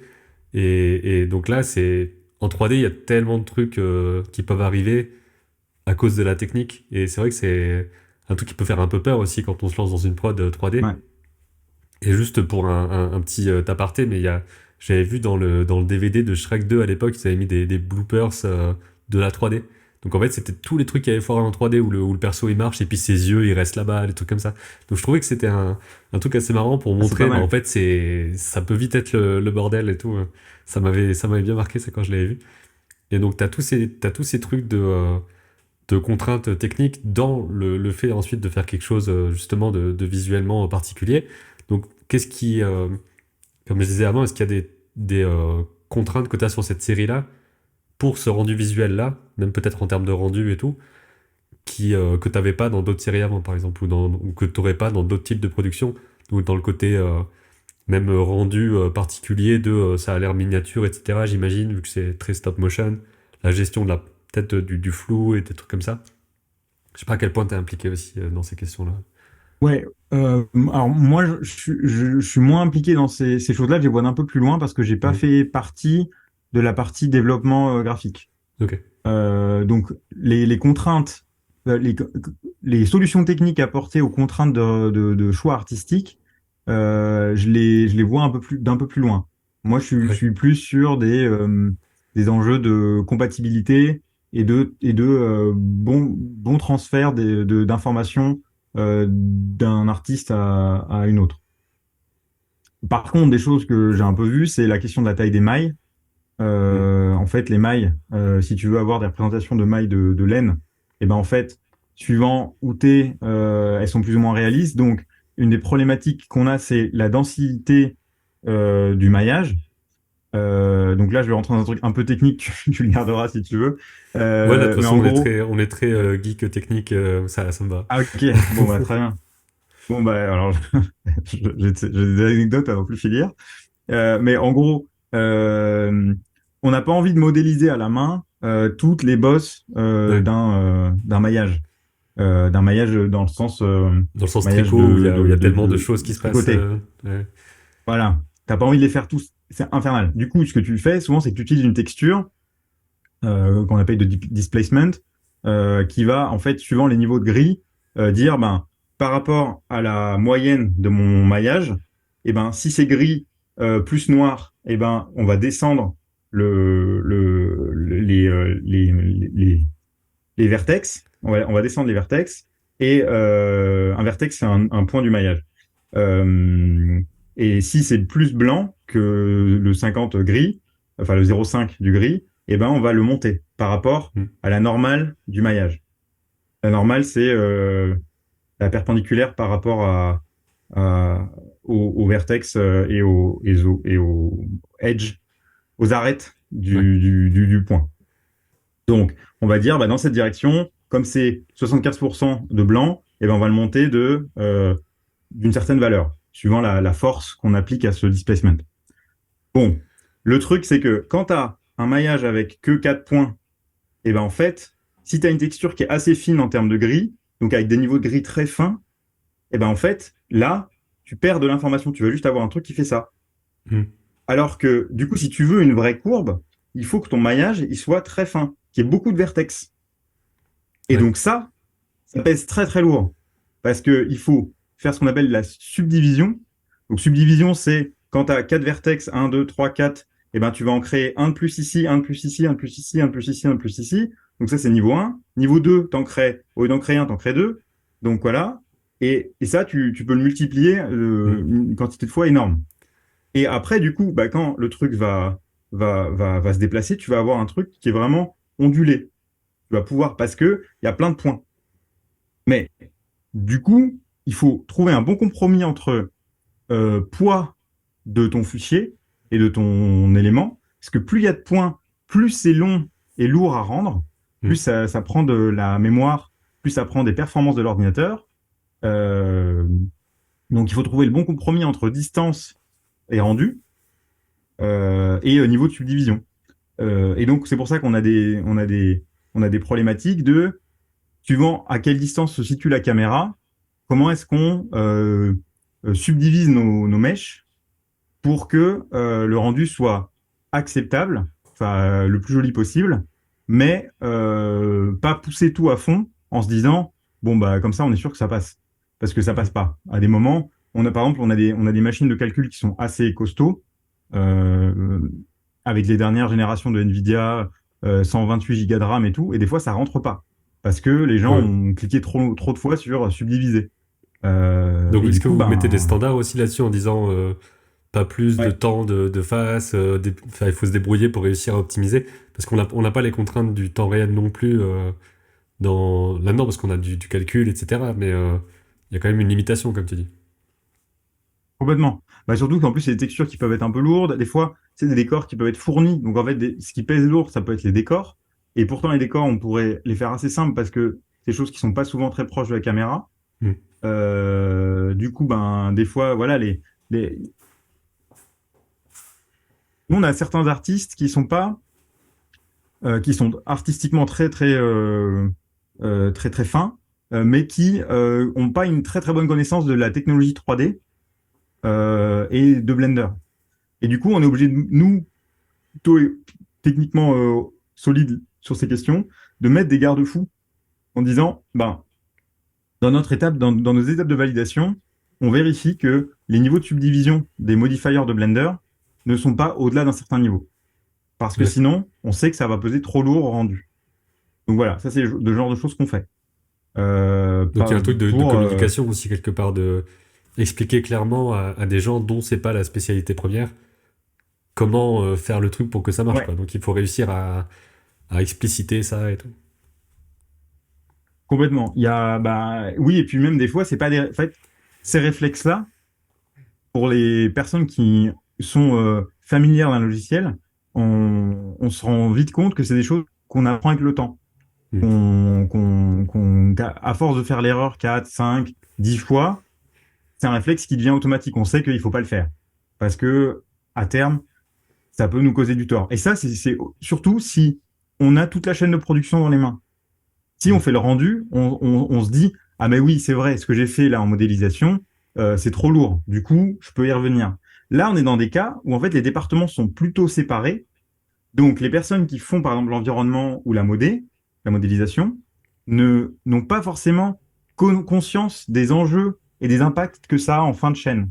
Ouais. Donc, c'est là que je disais qu'on est obligé de faire des garde-fous en amont, parce que nous, on se rend compte, on a la vision générale, et ces personnes-là qui n'ont pas forcément l'habitude et les réflexes de technologie 3D, parce que plutôt habituées à la 2D potentiellement, parce que par exemple le studio aime bien travailler avec des personnes qu'elle connaît, et comme le studio a un historique de production 2D, et ben en fait elle a plutôt tendance à vouloir prendre des artistes 2D, Mhm.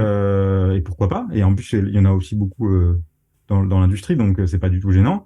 Mais du coup la question c'est comment est-ce on garantit que le travail de ces personnes-là ne, par leur méconnaissance actuelle de la technique, ne bave, entre guillemets, ne n'impacte pas tout le reste de la production et handicape les étapes suivantes.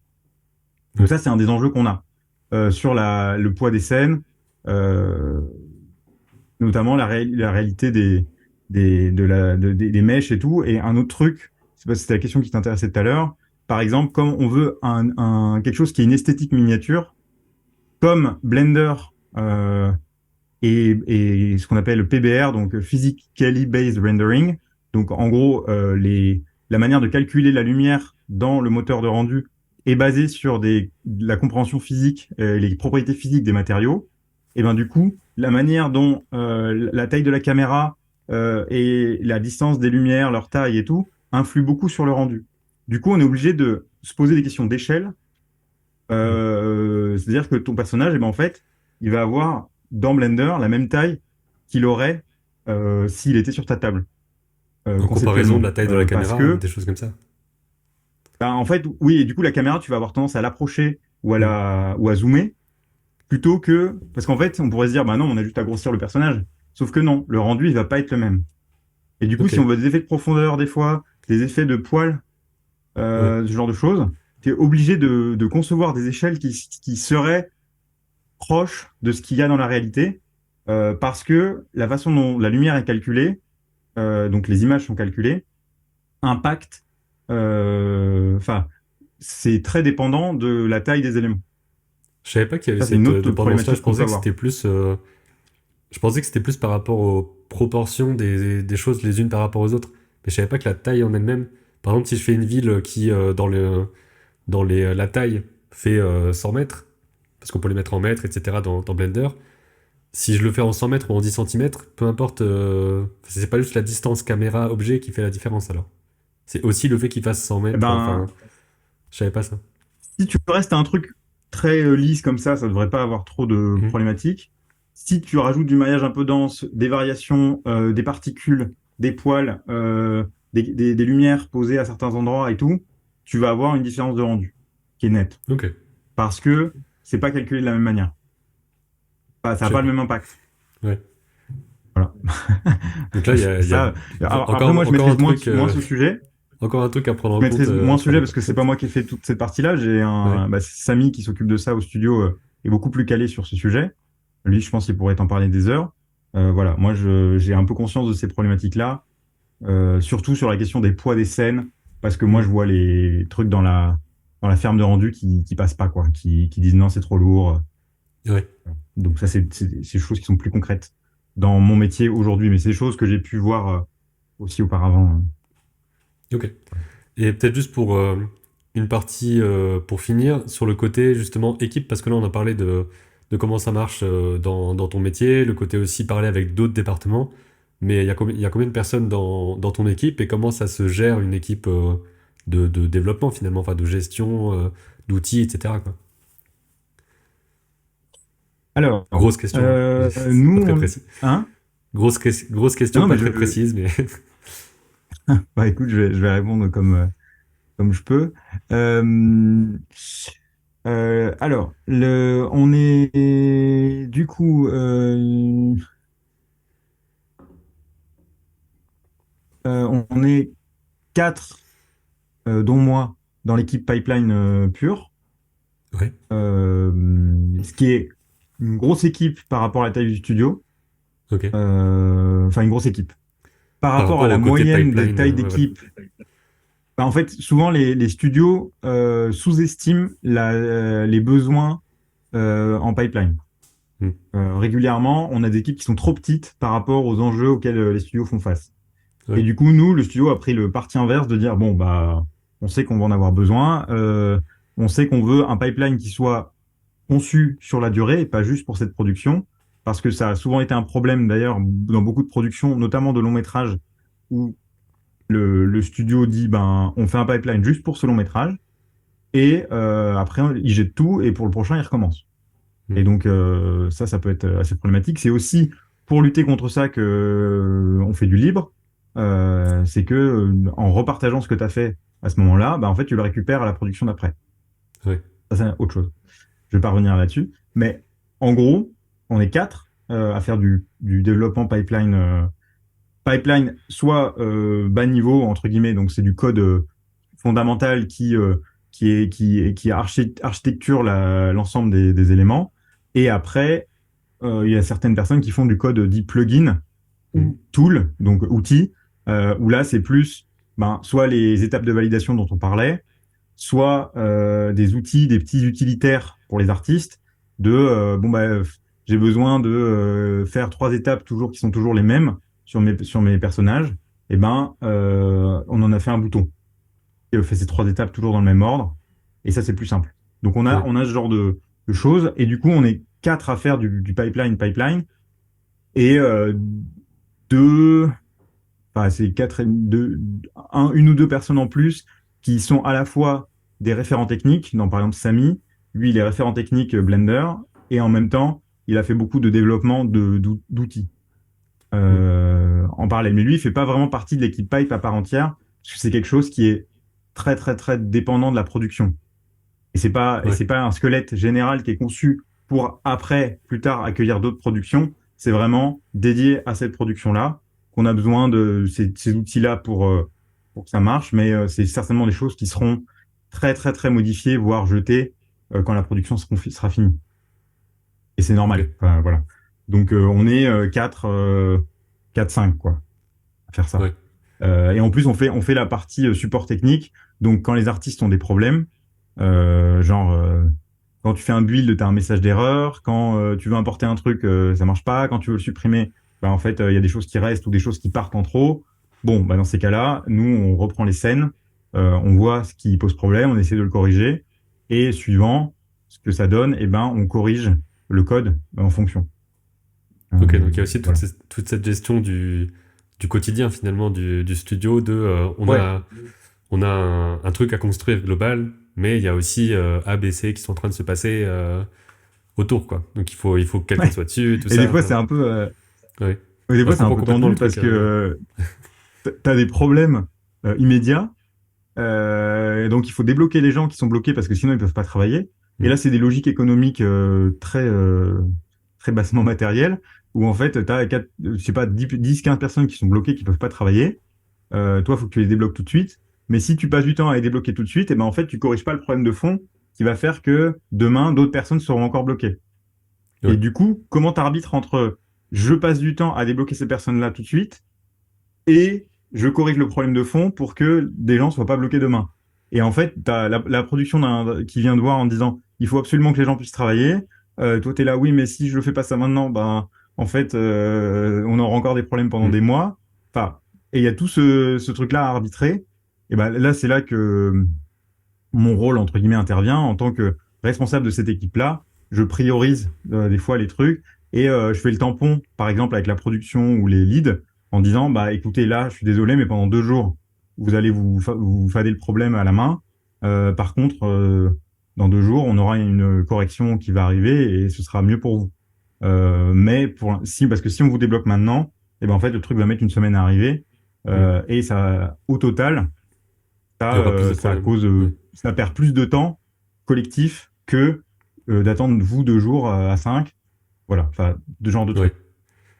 Donc il y a tout. Et après, ben, l'équipe, je sais pas, il doit y avoir en tout maintenant peut-être une trentaine de personnes dans l'équipe pour Mm. Woolly Woolly.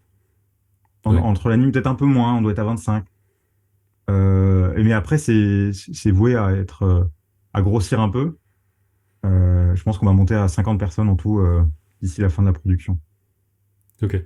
Donc c'est 50 personnes de toute la production comprise, hein. L'équipe ouais. Pipeline ne va pas bouger là d'ici. Enfin, là maintenant, elle est bien constituée et elle roule bien, donc Mm. voilà. Pour l'instant, ça Mais marche c'est vrai bien. que ces trucs de. Enfin, je me projette du coup forcément dans le côté développement de l'application et tout ça, parce qu'on a aussi ce genre de questions de on veut développer quelque chose de plus gros plus tard, mais il y a tel truc maintenant. Tiens, on doit aller faire des trucs tout cons, mais on doit aller faire une démonstration quelque part. Et c'est juste un truc tout bête de quand on lit, quand on relie l'iPad à l'ordi, il y a des trucs bizarres d'affichage qui se passent, mais c'est vraiment un contexte super spécifique. Et on doit passer une demi-journée juste pour voir ok, ce qui se passe là-dessus et donc pas avancer sur le reste. Des trucs vraiment des fois à la con ou quelqu'un qui envoie un message, il se passe ce truc-là, il a fait le truc que personne ne fait jamais, mais ça fait que ça marche pas. Donc on se dit, bon, bah on va quand même essayer de voir pour faire un fixe, ou on l'ajoute au bêta-test histoire que ce soit fixe plus vite. Enfin, c'est exactement le même genre de truc qu'on a au niveau support technique, mais avec le monde finalement, c'est pas au sein juste d'un studio. Et ouais, c'est vrai que c'est un truc où c'est pas facile de savoir comment faire parce que c'est des dilemmes assez durs des fois entre qu'est-ce qu'on fait, est-ce qu'on fait ça maintenant ou pas. On sait qu'il y aura des gens Ouais. qui auront des problèmes pendant le temps que tu dis, etc. Enfin, c'est pas facile, t'as envie de régler tous les problèmes de tout le monde tout de suite, mais tu peux pas quoi. Donc je Ouais, et pense que tu puis comprends aussi ce truc-là humainement, qu'on a. Ouais, je comprends tout à fait. Alors, en plus, humainement, c'est assez, des fois, c'est un peu éprouvant parce que Bah tu ouais. sais que ces personnes-là qui travaillent sont en train de douiller un peu parce que, bah, en fait, il y a des problèmes quand ils cliquent sur un truc, ça se passe pas bien. Ils passent 2 heures après à corriger un problème qui a été produit par quelque chose que toi, t'as mal fait. Mm. Et du coup, t'es un peu là, je suis désolé, en fait, le truc, je l'ai pas vu, ça a planté. J'ai envie de te libérer maintenant, mais en fait, plus tard, ça va poser des problèmes. Enfin, Bah ouais. et t'as envie, effectivement, de les débloquer parce que tu sens que c'est pas agréable. Moi, j'ai horreur de travailler avec des trucs qui marchent pas et je pense que c'est le cas C'est global. ça me paraît assez universel. Et du coup, t'as envie de t'as un peu un truc d'aller vite, il faut que j'aille au chevet de ces personnes-là Ouais. qui vont pas bien, parce que pour un truc en plus que toi t'as fait, en très grande majorité, souvent des fois c'est des problématiques du logiciel que t'as pas encore corrigé, mais bon, bref. Voilà, des fois c'est des trucs que t'as fait. Et il y a des moments de l'année où, notamment, où c'était quoi? C'était il y a 6 mois, où en fait le reste de l'équipe commence à arriver. Le truc a été un peu testé, mais pas encore parfaitement. Et en fait, tu fais des journées un peu denses Mm. où en fait c'est une cata à gérer. Il y a plein de problèmes partout. Euh, Tu te dis mais on aurait aimé avoir plus de temps de développement en amont, mais en fait tu peux jamais anticiper sur tous les problèmes. Donc il faut passer par ce genre d'étapes Ouais. parce que tu peux pas anticiper toutes les cas de figure, c'est impossible. Il faut juste temporiser quand il faut temporiser. Mais tu as des moments de l'année. Ouais, il y a un Noël, là, c'était vraiment compliqué parce qu'il fallait corriger tout plein de problèmes. Ça marchait pas. Enfin, il y a des trucs qui marchaient pas du tout. Il faut des fois revoir des architectures entières que tu as conçues et te dire, en fait, ça marche pas dans ce que je voulais faire. Il faut que je Mm. trouve un système plus homogène, plus universel, plus abstrait. Et dans ce cas-là, il faut faire un exercice de conception qui est intense tout en essayant de rester concentré, alors qu'il y a des gens qui te tapent sur l'épaule toutes les 2 minutes en disant ça marche pas. Ouais. Et toi, t'es là, attends, j'essaie de corriger mon problème. Vite, vite, faut faire ça le plus vite possible. Et en même temps, quand tu les aides, ben, tu perds du temps. Bon, bref, voilà. Ouais. Enfin, tu perds du Et temps. Tu résous pas le problème de fond, quoi. oui, voilà. Et j'ai juste encore deux questions, on va dire. Et cela, donc il y en a une qui me Bien. vient avec le côté, quand tu dis tu es en train de développer quelque chose et tout. Est-ce que tu as aussi une partie interface qui est assez importante? Enfin, comment est-ce que est-ce que c'est tout comment dire, tout du automatique en tâche de fond qui fait que tu appuies sur un bouton et tout est fait? Ou est-ce que tu as aussi des choses où les gens auront des étapes à suivre dans une sorte de plugin ou quoi, comme tu disais, que d'autres personnes font? Enfin, je sais pas si tu vois ce que je veux dire. Est-ce que c'est que du truc qui se passe en fond ou est-ce que les gens ont aussi une interface que tu dois penser et concevoir? Alors, assez peu. Ouais. Il y en a, mais c'est souvent des trucs assez rudimentaires. Par exemple, dans les étapes de validation, c'est une sorte de grande liste qui apparaît avec des cases qui se cochent une par une, qui passent au vert. Et en fait, quand une reste rouge, eh ben, il y a plusieurs options. Soit il faut relancer le processus et penser à la décocher avant, mais ça, en général, il faut pas faire parce que si l'étape de vérification est là, eh ben, c'est pour une raison. Mm. Soit, nous, on a prévu un petit bouton qui, si tu cliques dessus, il te propose des solutions. Donc, il te dit, ben, si tu cliques là-dessus, ça va faire telle et telle opération.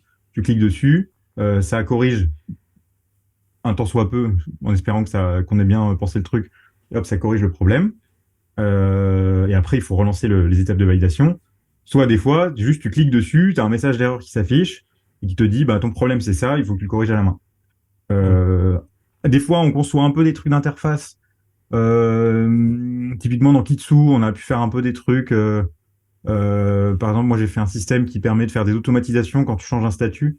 Par exemple, quand le statut de l'équipe va de l'étape layout passe en réal, alors le statut de l'animation passe en to do, par exemple. Bah en fait là tu fais un tout petit peu d'interface, Ouais. mais c'est rudimentaire. Nous on fait beaucoup plus de branchement qui est invisible que vraiment du développement d'outils. Même pour les outils par exemple que fait Samy, c'est des outils qui sont développés dans le cadre de Blender. Et en fait, est très strict sur la manière dont les interfaces sont faites dans Blender. Et du Ouais. coup, tu n'as pas trop de travail de conception d'interface parce que Blender a fait en sorte que tout reste homogène avec Blender.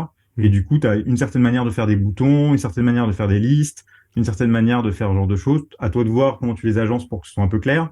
Mais globalement, t'as pas de gros travail de conception d'interface à Ouais. faire en plus. Ce qui est pas du tout le cas avec des genre Maya ou Dini ou tout ça qui eux ont des façons de faire qui sont basées sur un truc qui s'appelle PySide, qui en gros c'est toi qui ça ouvre une fenêtre et ta fenêtre est vide et c'est à toi de mettre ce que tu veux dedans Ok. et qui communiquerait avec le logiciel.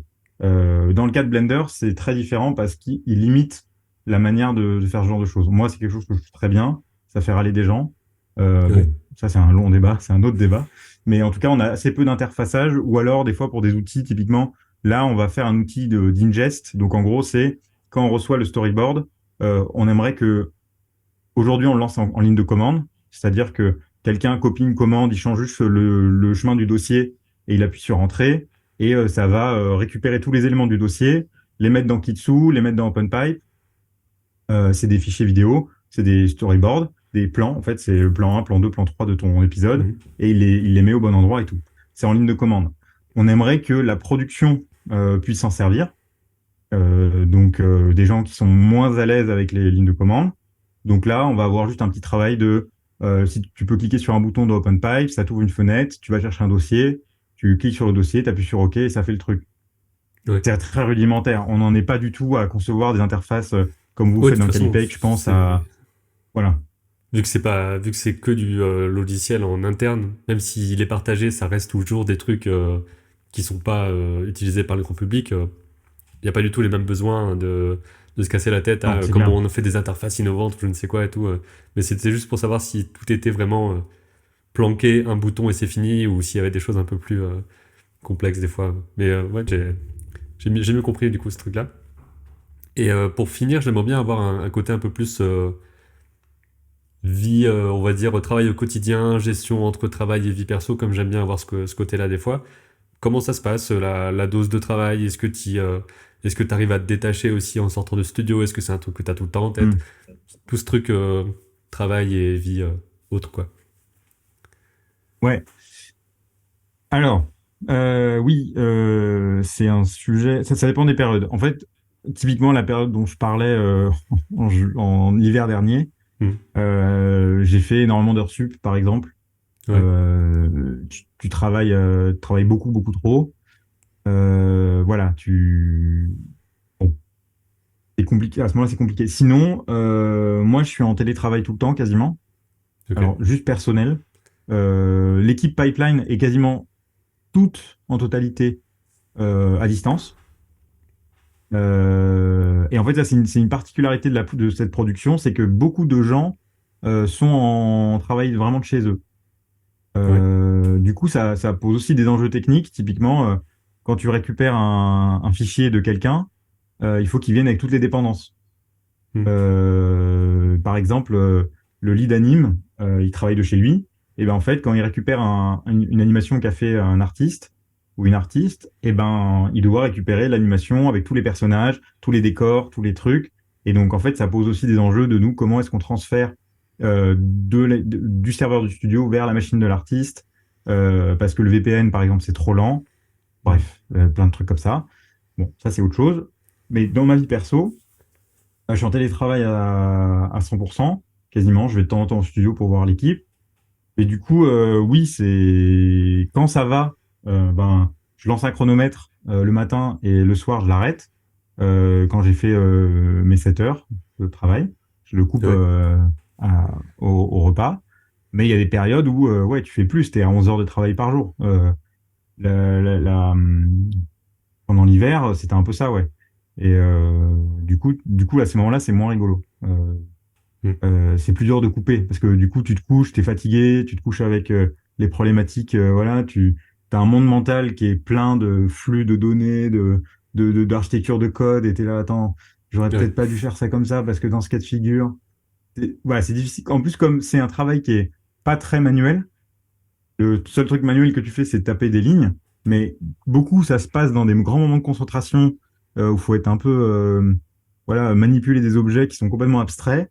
Et ben, c'est difficile de t'en détacher complètement quand tu sors de chez toi. Enfin, Ouais, c'est quand, que quand dans tu ta fermes tête, quoi. l'ordinateur, tu sors pas de chez toi même. Parce que c'est des choses qui sont, voilà, ça habite dans ton cerveau.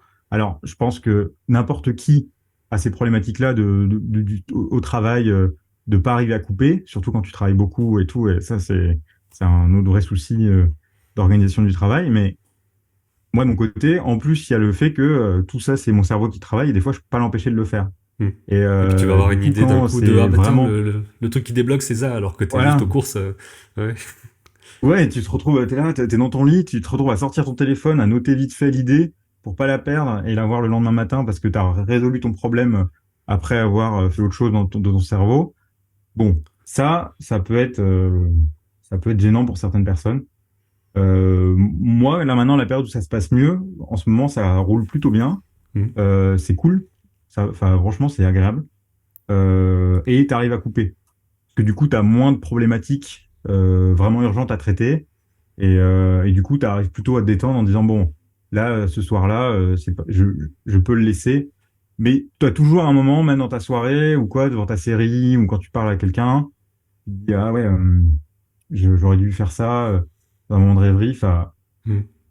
faut pas hésiter à aller faire un tour ou même faire autre chose de ta tête.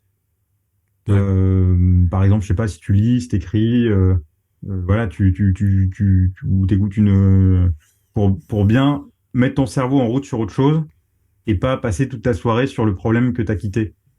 Hmm. Ouais, et puis surtout quand t'as des autant de choses à gérer, parce que t'as quand même enfin, toute la gestion de la fluidité technique dépend de ton département, quoi. Donc t'as quand même pas mal de problématiques qui Ah viennent dans ouais. tous les sens. Donc là, je comprends Ouais, complètement il y a une certaine le truc. responsabilité dans le fait que, en fait, si ça marche pas pour moi, il y a 30 personnes qui travaillent pas, quoi. Ouais, voilà. Ou Et comme tu du disais, coup, un truc que t'as codé. Et j'imagine que c'est ouais, comme ça dans tous les trucs de dev. C'est t'as fait quelque chose, ensuite on te dit ça marche pas. Et tu te dis merde, j'ai foiré, quoi. Donc c'est un truc à gérer c'est aussi. clair. Ouais, après, bon, voilà, il faut plus se dire, OK, comment est-ce que je le répare? Mais Ouais. des fois, tu te rends compte que les pires des cas de figure, c'est quand tu te rends compte que ce que tu as fait euh, était invisible pendant un certain temps et tu te rends compte que ça va avoir des gros impacts plus tard, Ouais. mais que pendant très longtemps, je sais pas, pendant un mois par exemple, personne ne l'a vraiment remarqué et on le remarque que quand Que quand ça quelqu'un s'y explose. confronte. Ouais. Et du coup, tu sais qu'il y a un mois de production où tout le monde a travaillé avec ce truc-là et tout ça, tu vas te le prendre dans les Hmm. jours qui viennent. Bah ouais, c'est ça. Et ça, tu fais, Tu te waouh, dis, tu sais qu'il y a une bombe t'as pas dans du la tout envie, baraque et quoi. tu sais pas trop.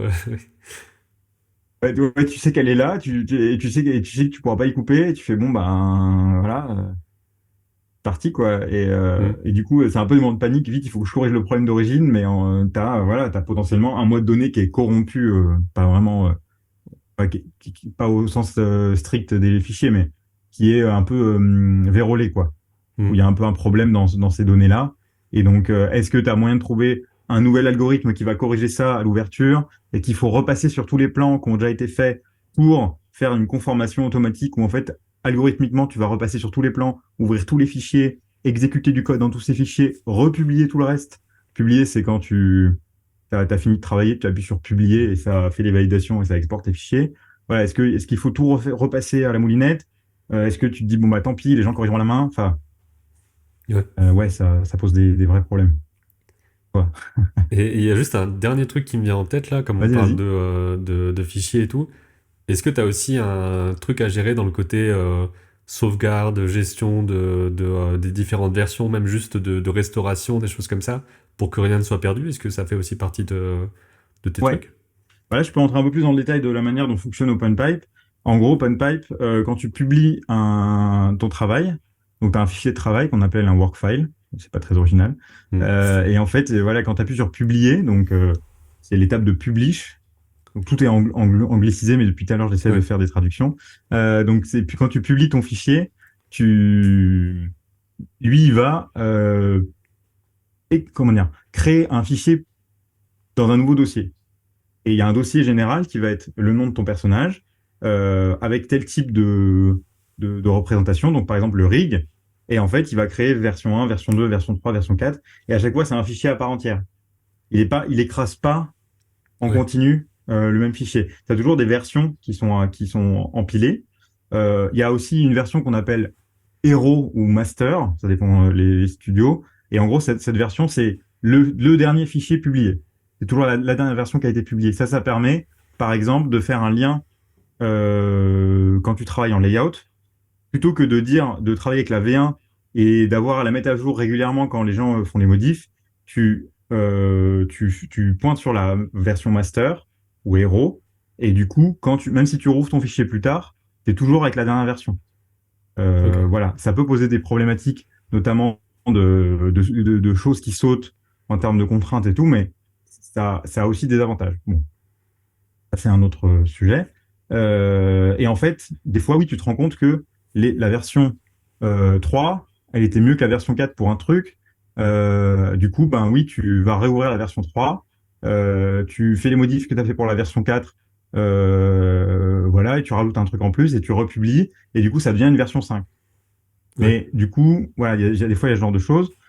À des moments, on avait des problèmes de corruption de fichiers où en fait la version 4 était corrompue. Bah, du coup, tu es obligé de repartir de la version d'avant ou de la version d'avant avant pour publier une version 6, 7. Et le Voilà, mais but, c'est c'est que la toujours. version d'avant soit jamais trop loin non plus pour pas perdre trop de travail, en fait. Que la Faut que ce version soit d'avant soit pas la non plus plus à proche 2 jours possible. d'intervalle. Voilà, quoi. Ouais.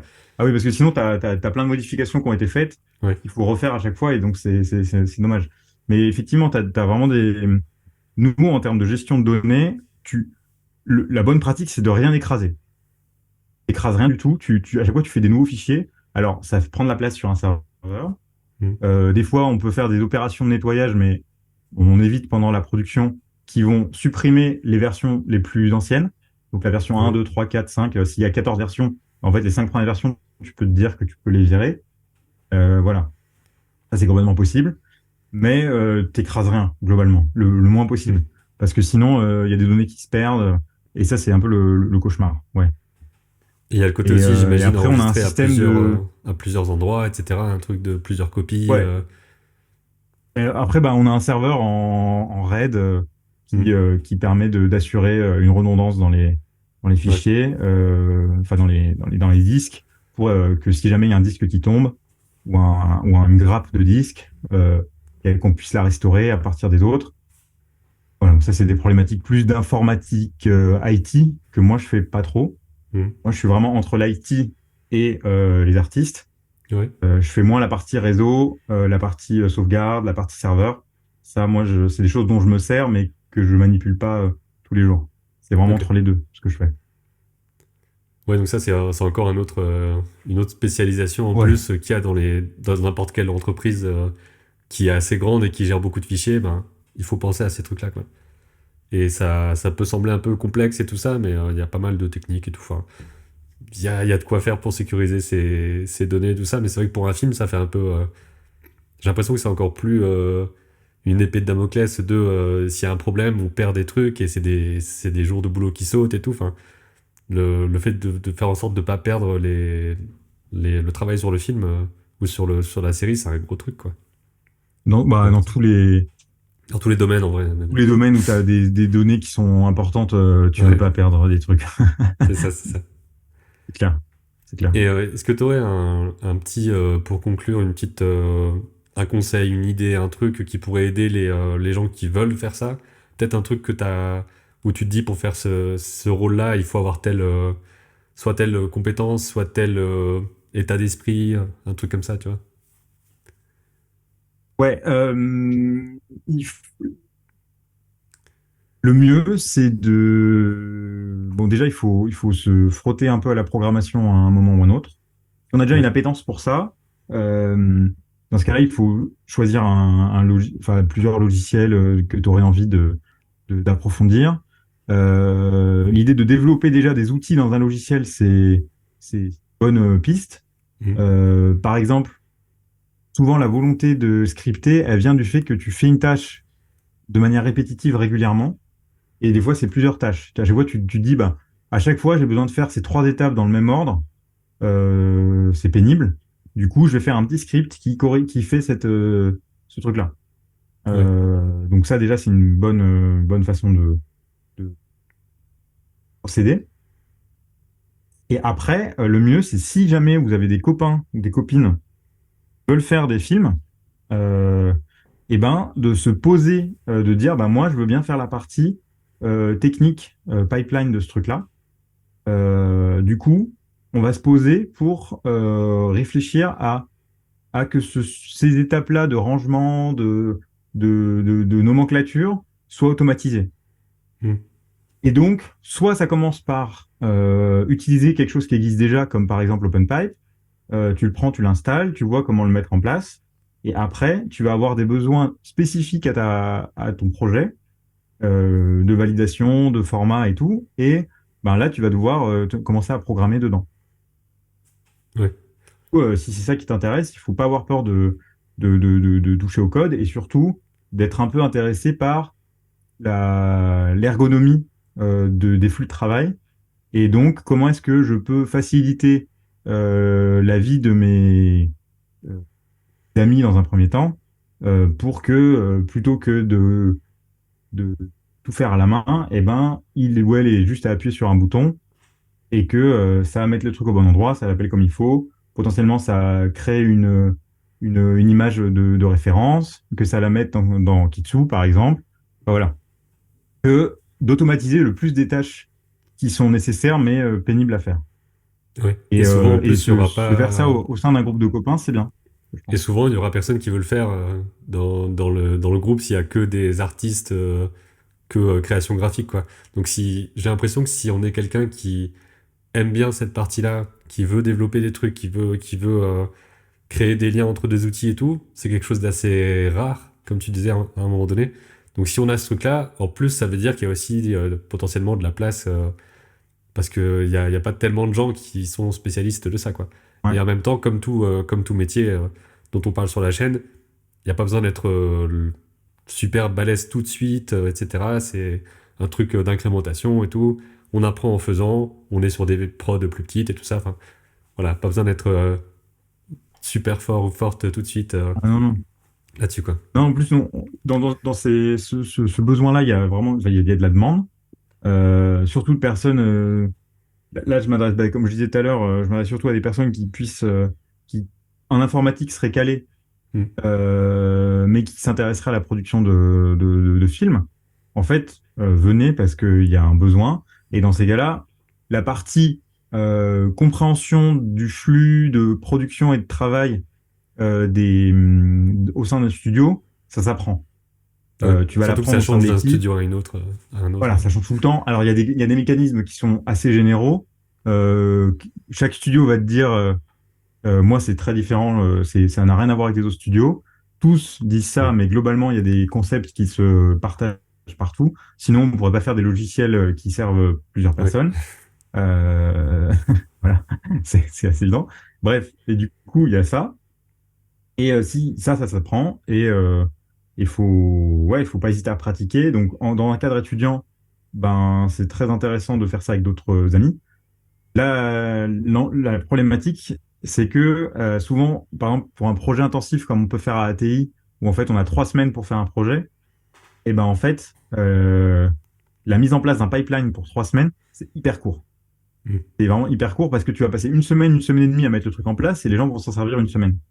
Donc, c'est pour ça que ça vaut le coup de ne pas réinventer la roue et d'utiliser des trucs qui existent déjà.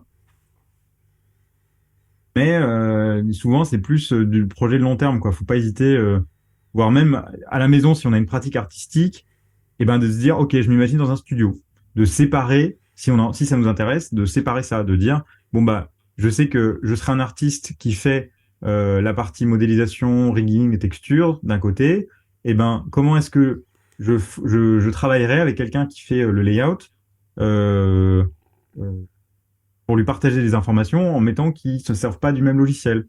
Hmm. Comment je pourrais imaginer ça à plus grande échelle? Alors ça, c'est des exercices de conceptualisation un peu abstraite de travailler en équipe, même si tu es tout seul chez toi, tu peux le faire. Alors, vraiment pour l'exercice, quand tu es tout seul, tu te débrouilles. Ouais. Mais ça peut être une manière d'appréhender le problème. Ouais, carrément. Bah, je pense que c'est. Enfin, j'espère en tout cas que ce sera une bonne motivation pour celles et ceux qui veulent se lancer dans ce truc-là en particulier. Et aussi une vulgarisation globale de ce que c'est. Au minima, de comprendre que c'est pas magique et qu'il y a plein de questions, Ouais. de complexité, etc. J'espère que tout sera clair. Voilà, si vous avez des questions en commentaire ou quoi, il n'y a pas de souci pour en discuter. Et puis merci beaucoup d'avoir partagé tout ça, c'était vraiment super passionnant. Avec plaisir, merci à toi.